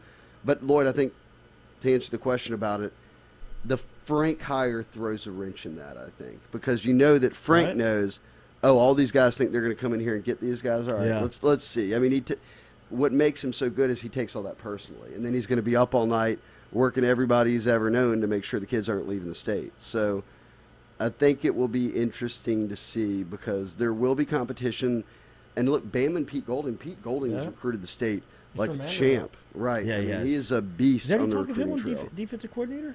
I don't know if there was, but it seemed like when they made it to the playoffs that it was sort of like, okay, now you'd have to wait till January, and do they announce someone before that or what? So I guess you monitor it. I'm going back and forth right now with Kayshon Boutte. We are setting up an interview at some point. He is studying for a final that he's taken in an hour and says later this evening we will have you're texting him. An interview. I am. Distracting him. If he doesn't pass, get eligible for this final. Right. Fuck that exam. Just come to the UDL now and fuck the Tide. Thank you. Side. All right. Anything else you want to wrap up? What did we miss in recruiting? This weekend. So what is your schedule? Weekend. Yeah, what's your schedule like the next 5 days? Just playing on my phone, waiting for news to come in, tracking it down. Where's Trevante Citizen this weekend? I don't think anywhere. I'm looking at the list right now. Not at LSU, but I don't think anywhere because he's not signing until February. So he's going to hold off. That'll we be all good good for on LSU. Walker Howard?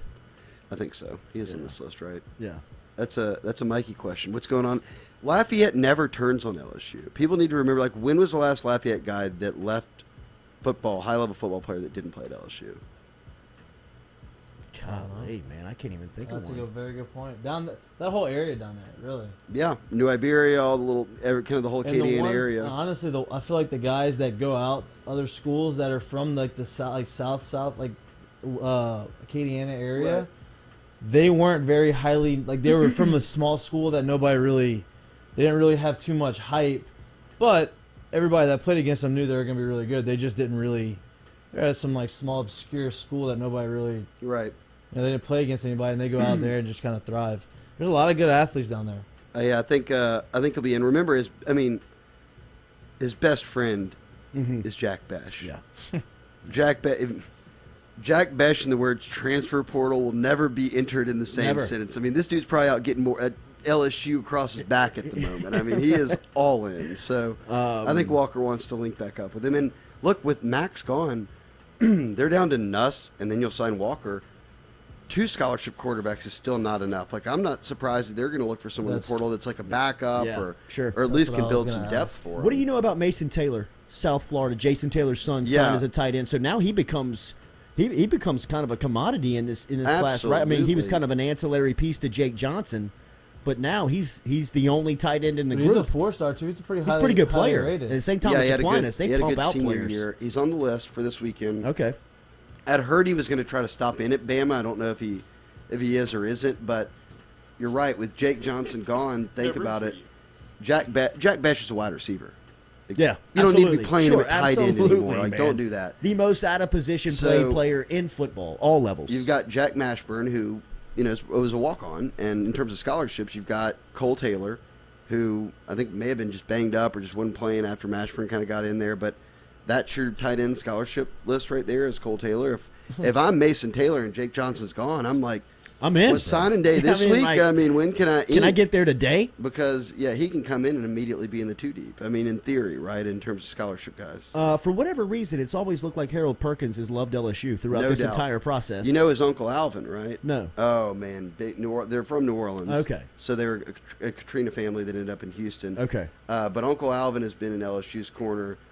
He's very active on Twitter. He takes Harold everywhere. Are you familiar? Yeah, Uncle Al is in all LSU. He owns every piece of LSU gear you could ever imagine. Oh wow! Whenever anyone's talking about like it's the Tack Miner scenario. But times 100. But multiply that by a That's million. awesome. And it is. That's he's Uncle Alvin's all in. He'll get to Twitter. Anyone who's trying to come in his mentions about A&M, Bama, he kicks them right to the curb. So we're gonna get him. So you think they're going to get Harold Perkins? I don't know for sure. I think A&M's cleaning. A&M's cleaning up. So I'm not going to pretend that they don't have Houston's on best player right in their focus. Did I see 5 of the top 8 guys that y'all have graded are going to Texas A&M? I'm sure they've added more in the time we've been sitting here. But look, they're cleaning up. But LSU has been just hanging around. He's visiting all the time. There was word he might swing through this weekend type of thing. When you've got Uncle Alvin in your corner, I think that's kind of how it goes. I can always ride you over there. Give a prediction. Give a percentage. How high are you? You're crystal balling him right now? Yeah. Crystal ball me. I don't know. I had to. I'd maybe pick LSU just for the fun of it. I definitely think LSU's in the top 2. I've almost thought all along that he would go to LSU because he's had like a billion chances to commit to A&M if you wanted to go there. I mean, every big kid in Texas is committed there nationally. And like, Harold, you're up next. Harold, you're up next. And he's like, yeah. Like, maybe that's the move. Right. Says you. You're right. But I think he announces at one of the All-Star games. So they've got a few weeks. And then. Oh, so he's not going early. Right. Not going early. And then even if he announces in, as long as he doesn't sign right now, then it can change by February. So. Are you familiar with any Notre Dame commits that could be in play? No, they've got Amorian Walker over at Ponchatoula, a wide receiver, but I haven't heard anything on that front, and it doesn't seem so. Like, they had recruited so nationally too that I think they sell the brand heavy at Notre Dame, and a lot of kids are going there for more than just who the head coach was, and I think a lot of them like Freeman. So Freeman had done a lot of legwork on the recruiting trail, so I think that sort of helped. That's a big reason why a lot of these schools promote from within. I mean, LSU did it with Dabo, Lincoln Riley, Mario Cristobal at Oregon. I mean, now Freeman at Notre Dame. I mean, if you've got someone on staff that you think can do it or has got the experience, you often go that way because it holds the whole team together. They all like that person. The class stays together, and it sort of works out that way. So, had Notre Dame not hired Freeman and it would have just been some completely new staff, then maybe you're taking a few of them. But I think they were able to sort of maintain their base and consistency. Remember, Daily, we're brought to you by Relief Med, RELEAF med.com. Get over to Relief Med right now. All you got to do is click on the Get Relief Now to get your recommendation and be in front of a board-certified doctor today and get your recommendation for medical marijuana right here in the state of Louisiana that has been legalized. In fact, they'll start prescribing you to flower after January 1st. It's a physician-led experience, professionals connecting Louisiana residents to physicians for relief they deserve. If you suffer from all types of qualifying conditions, including chronic pain, if you have battled cancer, if you suffer from insomnia, if you have PTSD, those are just some of the qualifying conditions that can get you a recommendation for medical marijuana here in the state of Louisiana.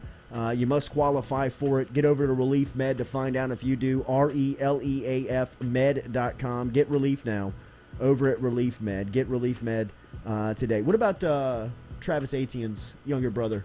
Yeah, Trevor. I mean, they've offered him. I don't know if he'll sign next week. I wouldn't be surprised if he took it past. He's another Louisiana running back that I think you would keep an eye on because he's a really solid player.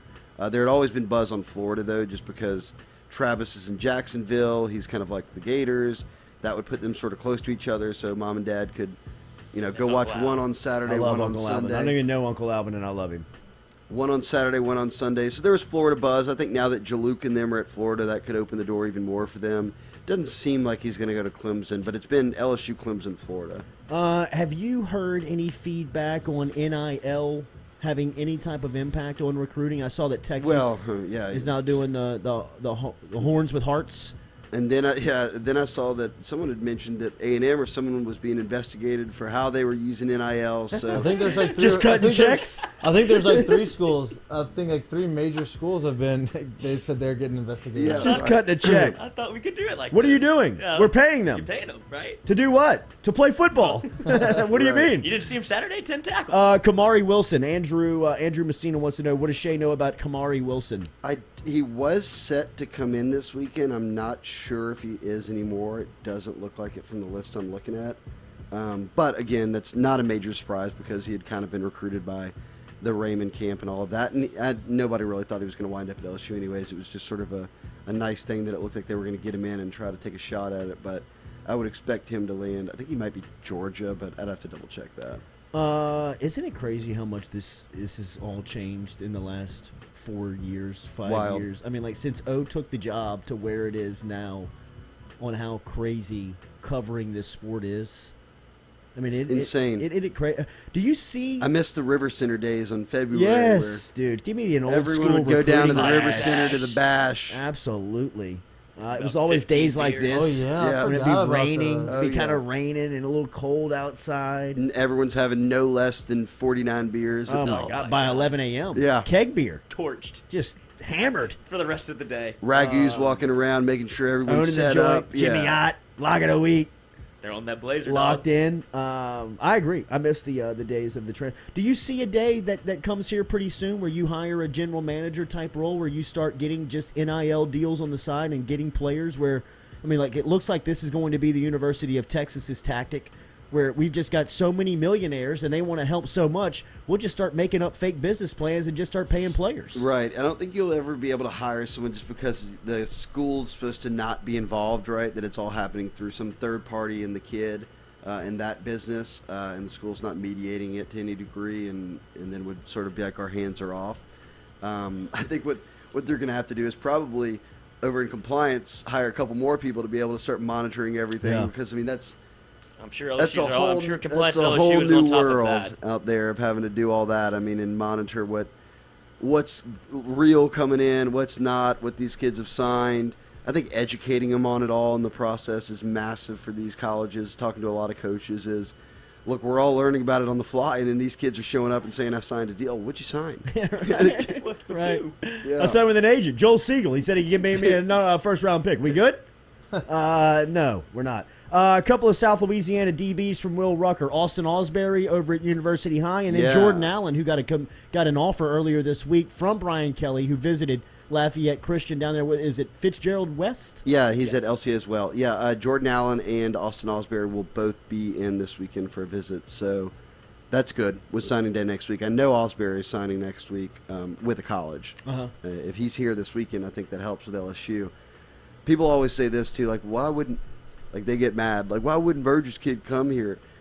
Like, Because they've if been you're- here for 20 years. If you're Verge's kid, it's like times 50 to the Dylan Moses and U High kids. Imagine, and I know this because I've seen these kids with Verge all the time. You go to U High and from elementary school until your last day.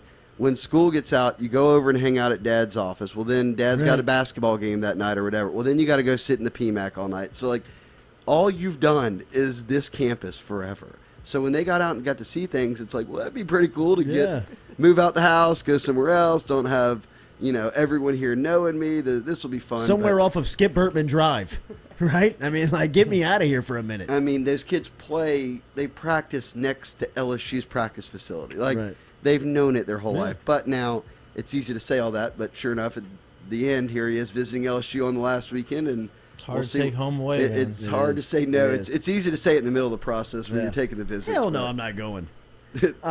Marvin Mackey, any word on Emory Jones? Yeah, we talked about him earlier. It looks like he's all locked into LSU.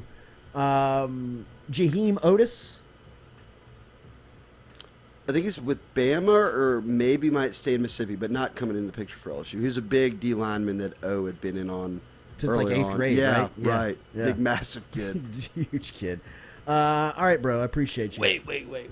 Yeah, we're talking Bayou Bash. You wanted to get wildest either time you went to the Bash when it was absolutely Yeah. absurd, like for the biggest signing class, Golly. or biggest commit whenever you were there. Like this Who was place the is one that on shook it pins up and the place? needles. I think Well- Ruben Randall shook it up one year. When Joe McKnight committed, Joe McKnight. not to LSU. Yeah, people were throwing but shit it on happened stage. at like 8:30 in the morning, and it was just killed the day. It was over was. for everyone. I remember Jai Eugene's year when he signed, Jai. and then he showed up at the Yes. bash and was like signing stuff for people. Well, like I think I had him after- sign my like I was like a college kid at the time. I was like Jai. After knowing Jai, does that surprise you? Not at all. Like, No. That is right in that. Did he have right a up- towel in his waving hand? towel, Yeah. yeah. Let's go. Waving that Funny, towel, bro. baby. He is. He is His funny. son's a dog. And his son's Yeah. and whenever I was out somewhere and he sort of lays back and I was watching and I was like, who's that kid? And they're like, oh, that's Jai's son. I was like, I'm out, man. I covered Jai. I can't be covering his That's son too now. old, This is dude. too long. Because he used to bring Little Jaw with him around Yes. campus. He would be with him on game Yeah. days. You would see him all over the All the- place. all the and time. It's crazy. Well, that's when he was going to go to Michigan. And Yeah. he He was was. like, no, I don't want to go He was that far from committed. home.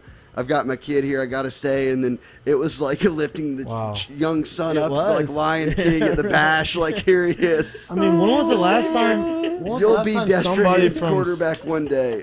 from South Louisiana went up to Michigan, like Long up there. time. I mean, it's Anthony been a- Thomas, the A train, Yeah. went wow, up there. That's a long. I mean, that's Um, Michigan coming in and getting a commit like that. That's a big. But that's like who LSU beat for Kevin Falk.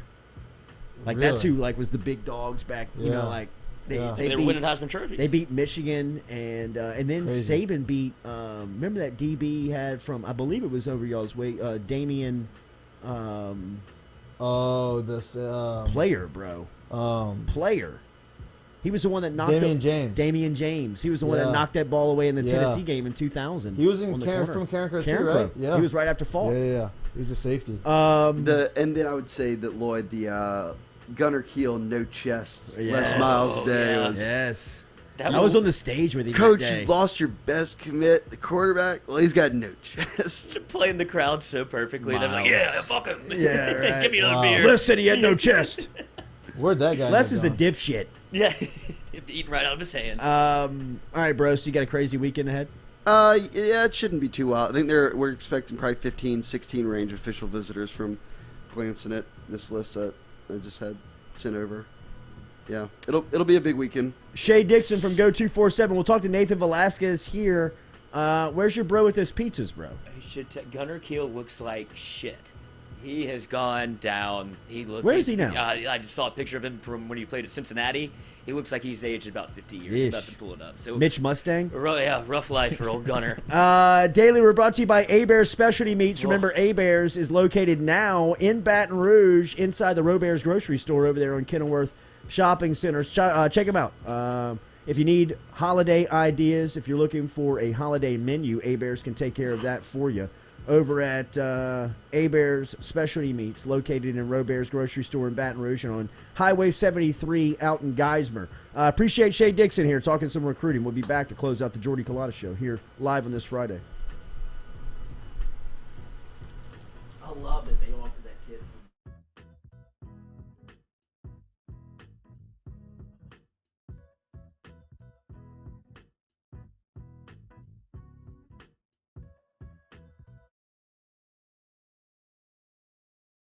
Papa Earl's, the fine spice, originating right down here in South Louisiana by our guy Mark Pop Norman.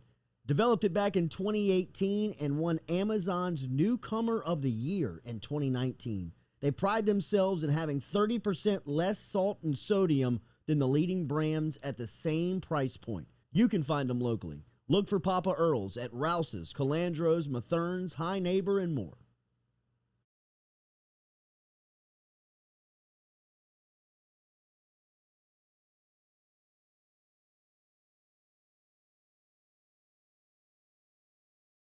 Go Chevrolet is proud to announce Go Express Auto Sales, the new used car lot located in the capital city of Baton Rouge, Louisiana, at 11522 Florida Boulevard. Go Express Auto Sales is online at goexpressautosales.com, or you can search them on Facebook and social media at Go Express Auto Sales, the newest addition to the family of Go Chevrolet. Remember, Go Chevrolet is located down in Laplace, Louisiana, but now welcoming aboard Go Express, the new used car lot located in Baton Rouge, Louisiana at 11522 Florida Boulevard. Go Flow IV and Spa, 7970 Jefferson Highway is where you can find them, or you can simply go online to goflowiv.com. Go Flow IV Spa is a medical spa that specializes in IV hydration with vitamin infusion. At Go Flow IV Spa, they can help you with a wide range of issues, from skin care to illness recovery, athletic performance, hangover cure, chronic illness, and even chronic dehydration. GoFlowIV.com or stop in and see them, 7970 Jefferson Highway.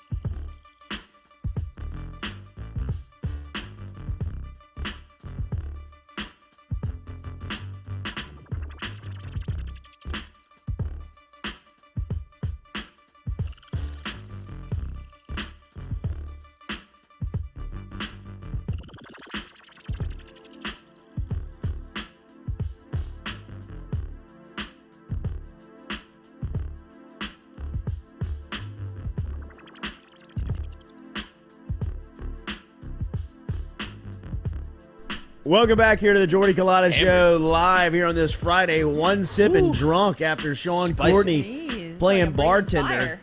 Goodness gracious. Wow. Trying to take me home after I just met you? What are we drinking here? We would get him. You would come get him a mic or something so he could explain these things. Whew. Oh, no. Lord. Here. Yeah. I don't know. Here. Rearrange. Quick set change. What's the word? Well, hang on. I got Nathan Velasquez here. Tell me what I'm drinking. Oh. So that's a honey batch, a little apple butter, bourbon, honey, lemon. Needs more ice? I mean, I think it'll make its own needs gravy more here in a second. everything than liquor, bro. I mean, what? Yeah, heavy-handed over here. That's how we do it at the Courtney family. Is there? Yeah. Nathan Velasquez is here every Friday. Hey, buddy, we're having some drinks without you. Merry Christmas. Yeah, if we're going to do that, I need to know, like, at least the recipe a few minutes beforehand. It's incredible. A lot of alcohol here on this Friday morning. We miss you this week. You were here a week ago. How was the trip home? Trip home was perfectly fine, uneventful, as you want it to be, but actually going to be back in town for a bit of the Christmas season. I'm losing total track of time. I think that's like 2 weeks from now, supposed to be back in that neck of the woods. What is the latest with Alec Baldwin, buddy? Every week now, it's Alec Watch. There's always something new. It seems like the word that everyone had from that ABC interview, at first it seemed like people were like, oh, it's a little weird that he's doing this, and then the online legal analysis was going down, and it was pretty much like, dude, you need to shut up. You're not doing yourself any favors. You're doing no one any favors. But then the district attorney came out and pretty much said he needs to watch himself, saying essentially that she felt totally betrayed based on how sensitive they were with the reporting to give him as much benefit of the doubt as possible. And she's saying that Baldwin, I think the quote went along the lines of, Baldwin is testing our patience and is now a distraction to the investigation. Oh, wow. So it's one of those weird things where it's like, you had this story that kind of lived on its own and you were just kind of waiting to see what was going on. But then the aftermath of how this guy is dealing with it, and they called out a bunch of people on the crew as well, it's pretty much saying, hey, stop seeking attention or whatever it is you're trying to do, because you're now changing the entire narrative and you're actually making this worse for yourself. Huh. Nathan, it's wild. How much do you, just personal feeling here, I know there's nothing to report, but how much do you feel like Alec Baldwin is going to go to jail? It's starting to, with each week, feel a little bit more likely. And again, I do not have any legal analysis to say that, but you see it's easy to tell whenever someone is really scared. And it is seeming like people are getting word that they should be scared. I don't think you get ahead of the gun and go on national television before charges drop and give the performance that he gave if you are not quaking in your boots to a degree. So it looks like people that are involved in this are freaking out, which makes me think that there is a chance that more than a chance that if everyone just kept quiet, I feel like whoever his lawyers are need to manhandle him and just be like, dude, shut up. And I don't know exactly, what's going on. If he's a good guy, if he's a bad guy, who the good guys or bad guys are, but to a degree, playing this game, you just kind of want to be like, you guys are messing this up. Nathan Velasquez is the 5-Minute Critic. You can follow him on Twitter and on social media at 5-Minute Critic. That's the number 5. Men Critic is where you can get to him. And, of course, his YouTube channel is phenomenal, where he breaks down movie reviews for you. And, Nathan, I know it is routine here at the end of the year. The American Film Institute usually puts out their top 10 movies of the year. What did you think of their selections? Well, first of all, congratulations to Cody, who it turns out that Dune is actually in the top 3 of their best of the year. I have not seen the 2 that are ahead of it, which is Coda and Don't Look Now. Honestly, I'd be surprised if they end up being better than Dune. But, yeah, that's one of the highlights of that list. And then after that, you've got things like Licorice Pizza, The Tragedy of Macbeth, the new Denzel Washington movie, and then West Side Story. A few things that are still kind of coming down the pike. I saw Licorice Pizza just last week. It goes wide pretty soon. Absolutely tons of fun. It's from the director of Boogie Nights, and this has got that, like, Boogie Nights feel. I feel like compare this year to last year. Last year was a total dud for movies. And this list that the American Film Institute came out with, if you look it up, kind of look up the synopsis for things that you're interested in, I would say that this year is tons of reasons to be excited for great movies again. Nathan, usually when you watch biography picks or usually when you look at true stories trying to be made to film, usually the main character does not resemble the one that they're trying to portray. I know the news came out earlier this week that Jennifer Lawrence is going to play Elizabeth Holmes, and when you pull them up side by side, it is kind of eerie. They look like twins. I know there's also a whole thing going on right now with Nicole Kidman. She's playing Lucille Ball. So there was like this huge eruption on Twitter. People are like, oh, she looks nothing like her, blah, blah. And there's definitely an argument to be made. You don't necessarily need to resemble the character that you're playing. But then again, there is no way that, that quality that quality definitely helps if you are, recreating someone's life. And with this, Jennifer Lawrence, Academy Award winning actress, very reputable. And yeah, the side-by-side, it is, I think, incredibly exciting now that this is being made. The Elizabeth Holmes story is bizarre. That trailer's going on right now. There's a documentary about it on HBO, like huge, like $1 billion worth of essentially a con artist. And I think this is already a story to be very excited to be made into a movie. Seeing this casting, that side-by-side photo, even more exciting now. And then, of course, the reviews of the week, Nate. Everybody comes to you as a 5-Minute Critic to break down the next movie. And, of course, it is Christmas season. What are we watching? What are we reviewing? So, for Christmas, we got 2 reviews this week. One just kind of newer release, one Christmas. The Christmas release, lesser-known movie called Tokyo Godfathers. Really, really charming animated movie. Very funny, very energetic. But at the same time, it's got that It's a Wonderful Life kind of story, something very heartfelt. And then you also we're reviewing Stench this week, which is on the channel now. I would say if people have not seen this yet on Apple TV, if I love dystopian movies, I love especially like desert dystopian movies. This one's a bit of a disappointment. If you haven't seen it yet, and you're going into it thinking you're going to get something in the vein of Mad Max or The Road, this is much lighter entertainment fare. But I mean, I would say if the family's gathered around and you want to put something on, not bad for that type of situation. Cody Boudreaux with a machine gun donation of $13 over the last 3 minutes. He broke that up into a couple of $2 donations and then a $5 donation that said, sadly, Elizabeth Holmes loves Dune, but all us psychopaths do. Nathan, have a great week. Getting some free advertising space with all this money that's come through. It's the way to do it. Have a great weekend. We will see you next week, 2 weeks. Yeah, 2 weeks. I'll be in studio 2 weeks from now. New UDL, bro. New UDL when you're here. I'm excited. Later, buddy. I'm excited. Merry Christmas. Stay warm, Bye. for God's sakes. See you. There is Nathan Velasquez checking in from New York City here on this Friday morning. I am drunk after a couple of sips of Sean's. What is that? A Moscow Mule?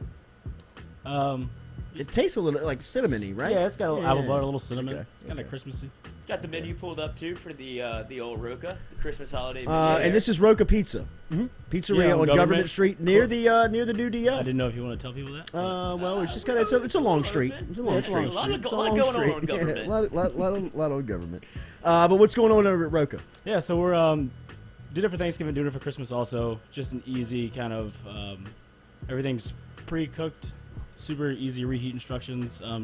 Turkey breast, smoked brisket, some different sides, and then we're also 4 cheese mac and cheese. 4 cheese mac and cheese. Gonna offer a 10% promo code from 9 to 3 for all the JC Show listeners today. Hey, there we go. Look at that. Of course, promo code JC Show underscore cheese. I think it is underscore. No, lowercase. Lowercase. That's where I'm at. Okay. But I sent Lloyd the link. It's just through our Shopify page on the website at rocapizzeria.com. So everything 10% off with the promo code. What's the promo code? JC Show. All lowercase? All lowercase. Okay, don't yell at him. Just lowercase JC Show. Yeah, just mention it. Thank you, buddy. Of course. Thank you for coming by. Thank you. Carpool Queen, back to the set here. We have to get the latest on your Christmas party yesterday over at Galatoire's, which looks like it got a little... Go ahead, go grab your spot. Go grab your spot. Yeah, Christmas... Get to that microphone. Christmas party. Looks like we should have probably hired her a driver to get back from New Orleans yesterday. No, that turned out to be my role, essentially. Did you drive her home? Wait, I missed this. What happened? I just saw the social media post of you and 2 college roommates at Galatoire's with hats on. We do this every year. And it looks like y'all were singing Christmas songs in the middle of the day, which usually means that you're day drinking. So take me there. I was supposed to leave at 1:30, leave New Orleans at 1:30 to make it back for an afternoon party, which I still made it to, but only the last 30 minutes of it. Okay. I left New Orleans at 5. You left at 5 and you're supposed to leave at 1:30? Yeah. What a day. Wow, what a I'm surprised day. you made it here. She Dennis Rodman did. So I'm talking to Lloyd Did you think about renting the room? Did you think about getting a room down there? No. Just making it a night? I did not, no. Okay. We all left and drove back. Okay. Wow. Lloyd talked me through the end of it. I missed where I was going for my next party. Okay. So I made it to like the last 20 minutes or so of that. And then I had to go to another party at Uncle Earl's. Shout out BG Lanois for renting that out for that party. What's his place? What? He owns. I know. Oh, okay. That's what I was saying. Shout out to letting my friend rent that Okay. out for the party. It was great. Yeah. There was a cardiologist there. I wanted to ask y'all this question that I was having a conversation with, and we were talking about celery. I took a bite of a finger sandwich, chicken salad that had some celery in it, and I hated it. It was disgusting, and so I put it on his plate. I was like, I don't want this. Do you want it? He was like, Did you why? know him? Yeah, I know him. Okay. Just met him. Some random guy. It's a hell of a play. And he was like, it's celery. Celery adds that crunch. And I was like, celery has no nutritional value. No, like, why were we eating celery? It's disgusting. Nobody wants that crunch. And we got into this whole thing about celery. And he's so like, you're I fighting think the doctor it's over good health. for you. Yeah, he's like, I Okay. think celery's probably good for you. And I'm like, it can't be. There's nothing to I it. think celery's a non-factor. It's not healthy good or enough It's to like bad. commit filler. to. It's filler Yeah. crunch. It's a right? wafer. Yeah. It's just it's like you I said. don't it's mind. I don't mind celery though. You don't? I Hate don't mind it. it. I mean, I'm not gonna. What It's is not it? my No, I don't go-to like it. thing, but like I don't. But if mind you it. give me like the common starters of carrots and celery, like with the dip, You're right. I'll Veggie probably go tray. celery. Yeah. You would? Over carrot. That's like the last thing I feel like it's left if I've just on got tray. if I've just got the 2 selections, Okay. I'm going carrot. I'm going celery over carrot. Okay. If you just have those 2 selections, you need to leave that party. Absolutely. I know. Like Can a you imagine Hummer. just Absolutely. carrots and celery? But when you eat chicken wings and they put the celery on there. Sometimes. Do Depends you- on. Depends do you on. eat I do like- not. celery? I do Okay. not. I don't normally, but depends on like maybe I ate all my wings and I'm just like still kind of hungry and the food's in front of me. I'm just picking at the celery, but no, normally I do not. I think I have to cut up my wings now. Forever? Oh, God, Not do not you forever. Really? Well, you know what? Well, I you probably just- won't even eat them. You just gotta If I go had to cut boneless. 'em Yeah, up. you just gotta go boneless. You can't Yeah. even go. You can't Yeah. go bone in. We had that discussion too. He and I said, "Do you know any guys that eat Where boneless was chicken David wings?" this whole time? Yeah. And oh, I was yeah. like, "I don't know, but is that really a chicken wing?" And he's like, "No, that pisses me off. No, You're it's a not a chicken man nugget. if you're eating boneless wings." Oh, Hey I don't- Doc, grow That's a pair of balls, bro. That's You're a breaking tough- down masculinity on chicken wings. They're That's a nuggets, tough- for God's that's a sakes. tough Does he not eat statement. nuggets? They are nuggets, but They why are do you call it nuggets. a chicken wing then if it's like I don't boneless? know. Because that's not really a wing, No. right? Maybe because I want to sound tough. Sean, you know you're in food. I do is love- that a wing? It's a nugget. It's a nugget. I do love And chicken that's- wings, normal chicken wings. It is But a if I don't nugget. want to like go through the whole like process, sometimes I just want to be lazy. Just give me nuggets and Yeah. the sauce. Let me eat it. But you I will would've- say this: Process. at walk-ons, Great. the boneless You have wings said that. are The grip. the, Oh, I love maybe them. the best thing on the menu.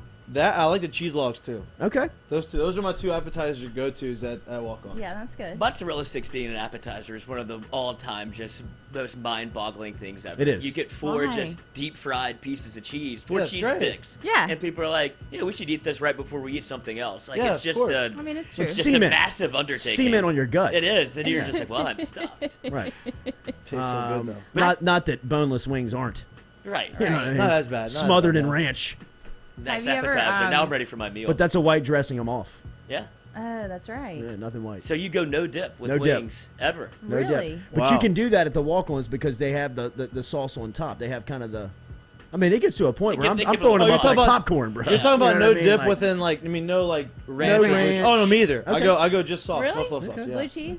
No, No? ew, No definitely blue not cheese, blue nothing? cheese. Yeah. Ew. I've never even had the bite of celery. I had to look it up and see what it looked like. I've Stop never it. tasted it. You've Have never you ever tasted done? Have celery? you ever done Have, wings in an boy. air I know I fryer? have. And you live in Sean a can- cook's home? Sean can vouch for this. It's I've- been in food you've eaten, though, for I- sure. Your I've mom's a seen chef. I've seen the garnish, like get chopped up. Yeah. Like I still kind of brush. You've never that. seen the rod of celery. I've never seen that. Be like, oh, Rod. you're Is so- that what it's called? I have no idea. Can I get a Yeah. celery It's a rod, stalk. please? It is a Yeah. stalk. It is a stalk. It is a It's a stalk. stalk, It is a you're stalk. right. But I thought it was always just like. It's almost like a garnish. shovel if you cut it in half. It's kind of got like that That's dipper. Yeah, a little boat. Yeah, absolutely. It's like a canoe. Ants on a log. You never had ants on a log when you were No, little? I have not, but I know what it is. Yeah. I have no idea what that is. It's peanut butter. You put peanut butter in the Oh, celery. I've had that. I've never called Okay. it that. and then Yeah, yeah. raisins okay. on top, and it's ants on a log. Okay. Have y'all done wings in the air fryer?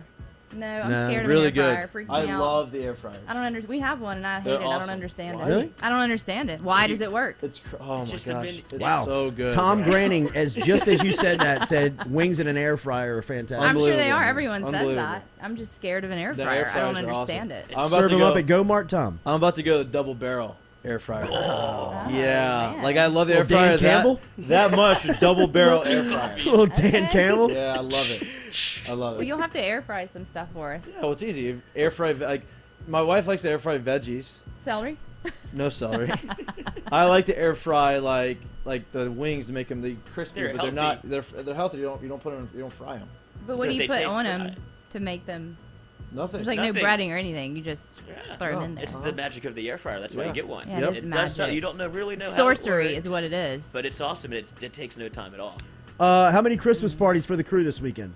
She's probably Three. She's the Christmas party queen. Tonight I know have a it. trashy Britney Spears Christmas Oh, party wow. to go to. Jack is bartending. What you at doing it. that? What are you going there? You going the? I'm going as the one who made out with Madonna on stage at the VMAs. Love that. You wearing a snake around the neck? No, that was not that one. It what? This was when she, Madonna, and Christina Aguilera were on stage Yes, together I recall. making She out. wasn't that one the snake? No, that was some other VMA.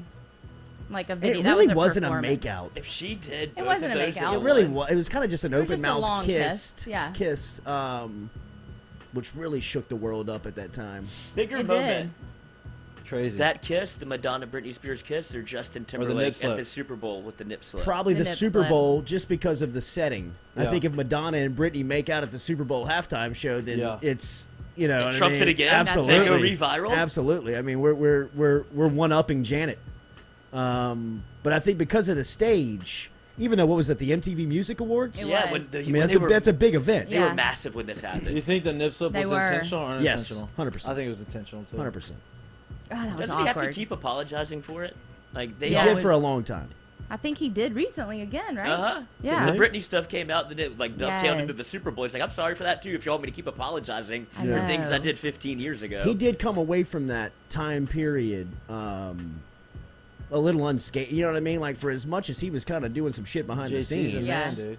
He's the man. No, I Yeah. like him, and I'm down with him. But I didn't know that he was causing as much strife as he was behind the scenes. Oh, yeah, and, me kinda come either. out, and then come out like smelling like a rose. kind Yeah, of really dropped a bomb did. and got to walk away. He did. Well, because he's a good he guy. did. Always He's a been a charming good guy. dude, yeah, I mean, he's a that's Or charming perceived like, as one. Right. Perceived as one. It's true. Perceived as one. Katie That's did true. the old trick Got good representation. driving yesterday. Do you know when like you have Just write like, the song, Justin. an hour of a drive left or something like that, and you get a phone call, and you're like, I wonder if so, like when you just start going through your phone, like I wonder who'll answer this call just to burn some time. Katie did that to me yesterday. I got the phone call, and I was like, why are we on the phone for this I'm a long? She's like, big- I'm driving back from New Orleans. Like I knew it. Is I that a knew compliment it. to you? Because that means that you're kind of Yeah. in. I mean, like she's Yeah. very comfortable with you. She I'm can, a big she can car- talk with I'm you. a big driver and talk. on the Because phone. Yeah. it kills it, dude. Yeah. It just It takes does. it eliminates the And time I in the think, drive. and I think, Yeah. I think, well, like I'm not. There's no other distractions. I'm just driving.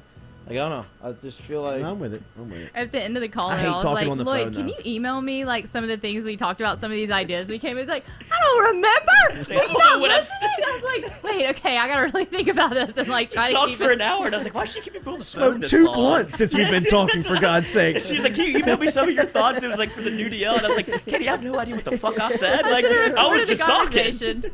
Yeah. I know I loved our conversation. I just didn't know what we talked Well, about. and that's how we ended. It's like, all right, great talk. She's like, can you email some of that? Like, email me some of what we talked about. I was like, I have Mike no Smith. So you drunk dialed Lloyd. I wasn't drunk driving. First of all, let me like Oh, yeah, put there that you out go. there. Now I I didn't say had that. I had 2 Yeah. drinks at lunch. Oh, that's good. You're A good. noon lunch that you don't leave until 6 sounds a lot more than 2. If I we're, mean, if, it might have been 3. ma'am, it might have been step 3. out of the vehicle for me. It might have been 3. It's only been 1. Yeah, well, you smell like the bar, so come on. wanna condone Hang the phone up. drinking Whoever you're driving. talking to, hang up the phone. You're so Step out of the call. Lloyd's on Bluetooth. out. What's going on? What's the problem? Our husband officer is David Allegan. I'll be there to pick her up at 6. Well, my friends like what they talked me into doing. They're like, let's stop at the Ritz on the way to the parking garage and get a coffee. They and really Kahlua. twist your arm to do that, Coffee didn't and they? Kahlua. They were like, that'll get you home. You'll sober. I mean, you'll be great sliding into the next party. Like no hangover happening. So that's what I did. There you go. I drank you a felt coffee good. and Kahlua. I did. So where the I made what's it up through at the the Christmas night. parties? You got 1 tonight or 2 tonight? I have 1 tonight. The 2 trashy tomorrow? Brittany one. No, actually I have 1 Sunday. Next weekend is 3 of them. My uncle from California is coming in tomorrow, so we're just doing you have dinner 6 with total him. parties. I have 3 at my house next weekend Gross. that I agreed to host. Gross. This is what happens to me in December. 3 like at one December house? Learn is to say like, no, for Wow. God's I sakes. can't. Wow. I can't. I enjoy it. I mean, it does. Does get that piss kinda out of Dave off? Because control. if I No, was the he's used to significant it. other on that, I would be like, you know what, He's I'm used to leaving. it. I'm leaving He's for only the involved weekend. in like 1 of them. I'm so, I leaving mean, for he the doesn't weekend. care. Does he just What's go my duties? upstairs? Just get the fire He started? pretty much does. Yeah. That's it? So it's Start not- fires. I can do that. He'll I can come do that. out, I like can do eat, that. I like can get do into that. the food, eat, get some beers, and like go back to the bedroom. And we Ugly never see him sweater, again. anything? Any themes? We're making next Wednesday night. We're making mistletoe Christmas kissing balls. Oh, Dave, you poor son of a bitch. It's only girls. Come to the So- new DL, I Dave. think For God's sakes. Come hide out at the new DL. I think we established Dave. that one. Need some help hanging some TVs. Y'all want to anyway. come make a mistletoe ball? Dave, Oh. save yourself. Good The God. door's open for you. Come hang TVs, bro. For the God's next one, sake. the next one is a high. Bring is your high level, your school hammer, kids. and your nails. I agreed to that again. Oh, keep High the school mistletoe kids. up for him. And then the next Sunday is the girls' varsity basketball Episcopal Wow. Christmas party. Wow. So like 1 adult, 2 kids. You Yeah. can't say no. I can't say no. At all. I do. I like to entertain though. Y'all know that. I really do. You didn't learn your lesson with the I 150 didn't kids at learn the house? my lesson. No, Yeah. I'm a glutton for punishment. I like Did that not December to go be well? the most stressful month of my life. Did that party, December? Yeah. Yeah, sign me up. Yeah. Sign me up. Did that party We need to be in the It new went DL great. by January Okay. 1st. It went great. Yeah, I know. Okay. Believe me. Sure. I'm just making sure. That's trumping everything. With your party believe planning me. and gallivanting around I-10. Gallivanting around. Toast to the town. Yeah, Here's right. Katie. Yeah. Thought we were working Two wheels in the quarter. I did. I walked 90 in. miles an hour on the interstate. They're sipping coffee in Kahlua Right. down The the party I blew spillway. into after getting off the phone with Lloyd, though, there were 2 people in there that came. They were like, "Are you on the Jordy Culotta show?" There we go. Absolutely. Send me another one. What Sean's making. Lloyd, you enjoyed CVLG. that. Yeah.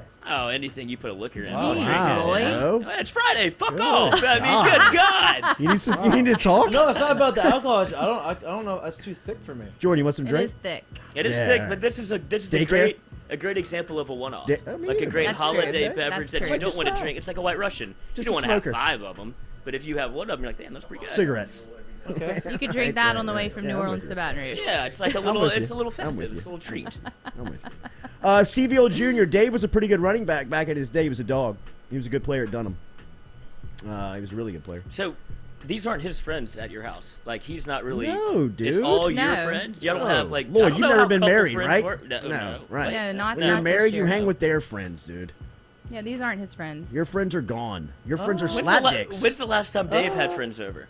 He has friends over, but he doesn't have like in your parties. world, maybe. I mean, I'm talking about Lloyd's friends. I'm not talking My about your friends are world. all very successful. I mean, we have couples over. This just isn't one But of he those doesn't really weeks. like the guy. He just put somebody. He's like, hey, he's all right. Who's coming over tonight? Yeah. Ken? Yeah. He'll be at the Trashy Brittany party tomorrow night, though. I Ken? mean, tonight. Yeah, No, right. David. Does he dress up? Oh, No, he's not gonna. I mean, what would he dress up as? Like the guys Backup aren't really dancer. dressing up. She used to have the big black security guard all the Federline. time back in the day. So he should go in Federline. blackface. That's a great Federline. idea. Federline would be Federline awesome. would be the play. Oh my gosh. Put that a would little be- wife Wife beater beater. on, little chain, little stencil on That the is a good little idea. stencil on the chain. That's a good idea. I could probably get that pulled Yeah. off. a little pillow under the shirt because Chain smoking cigarettes. Yeah, Is just he? He look- was a dancer, though. Yeah, but He I is mean, now. if you saw a post, got that. once he got that Britney money, Britney money. That's true. she's been leached off by everyone, dude. Golly, God, she's bro. a charity. She's made more millionaires than Enron. Poor Brittany. She's Poor free Brittany. though. She's free now. Her She and is Bernie free. Madoff need to have a lunch. Can we shout out to Tom Granning for the giving us all Yes. gas Oh, cards yeah. for Christmas? Wow. I Tommy mean, G. What a holy big move crap. that was. Like that, I opened that envelope and was like tears. What a big move. I mean, Thank you. Tom. We appreciate that. Thank you, One other Tom. thing, y'all. The new store is open. Jordy.itemorder.com. All our stuff is on there with the new logos, and it's Sweet. so good. And there Love. are I'm going there socks. right Wait, now. yeah, let me There do are all this socks with our logo on them. There Wow. are cups. There are crew neck sweatshirts. Mikey's Hey, request. there we go. Hey. There we go. Hoodies, Nice. I'll let dry you hang that fits, thing. all kinds of things. It's so good, y'all. Whoa. So get over there. I know, right? It's so stuff. Shout out to Red Stick for pulling that Damn. off. Get on there. Get your merch. Those Okay. make great Christmas gifts. I know. Isn't it exciting, y'all? They look good. They look great. Hoodies look good. Let's Very go. exciting. Love the new All right, stuff. have a great weekend. Enjoy your Christmas parties. Roca Pizza, remember, stop in and see them. Use the promo code JCS, all in lower caps. Is it just JCS or JC Show? Okay, JC Show. All JC lowercase. Show. We'll put a JC social Show. post out. JC Show. Is that drink on the menu there, or is that special for It us? better not be. Oh, it's perfect for Katie. What are you talking about? You in a funnel over there? Hey, look, it's not for me, but it's for I'm sure a lot of people enjoy that. I am not a big. I'm with you, bro. Yeah, but the Too many name- different things in a Name is drink, all man. timer. The Honey Badger. It is. Great Oh, name. yeah. Yeah, It's a that's great brand name. It is a great name. Great name. Lloyd's pouring without it even hitting his mouth over there. Jeez, Lloyd, you want mine? I could drink it. Yeah. Yeah, Well, pass I it this thought way. that. Yeah, Brian Kelly, come learn something about Louisiana. What? Huh? My family. All right, thank you all for interacting with us. Make sure you hit the like button, the share button, the comment button before we get out of here. We'll see you Sunday night at 7 p.m. Sorry, the 7:30. sound went out. 8 Shay's o'clock. interview for 1 8:30. second. What? 9 o'clock. Which night? 9:30. Which time? I don't know. Sunday evening. At the New DL.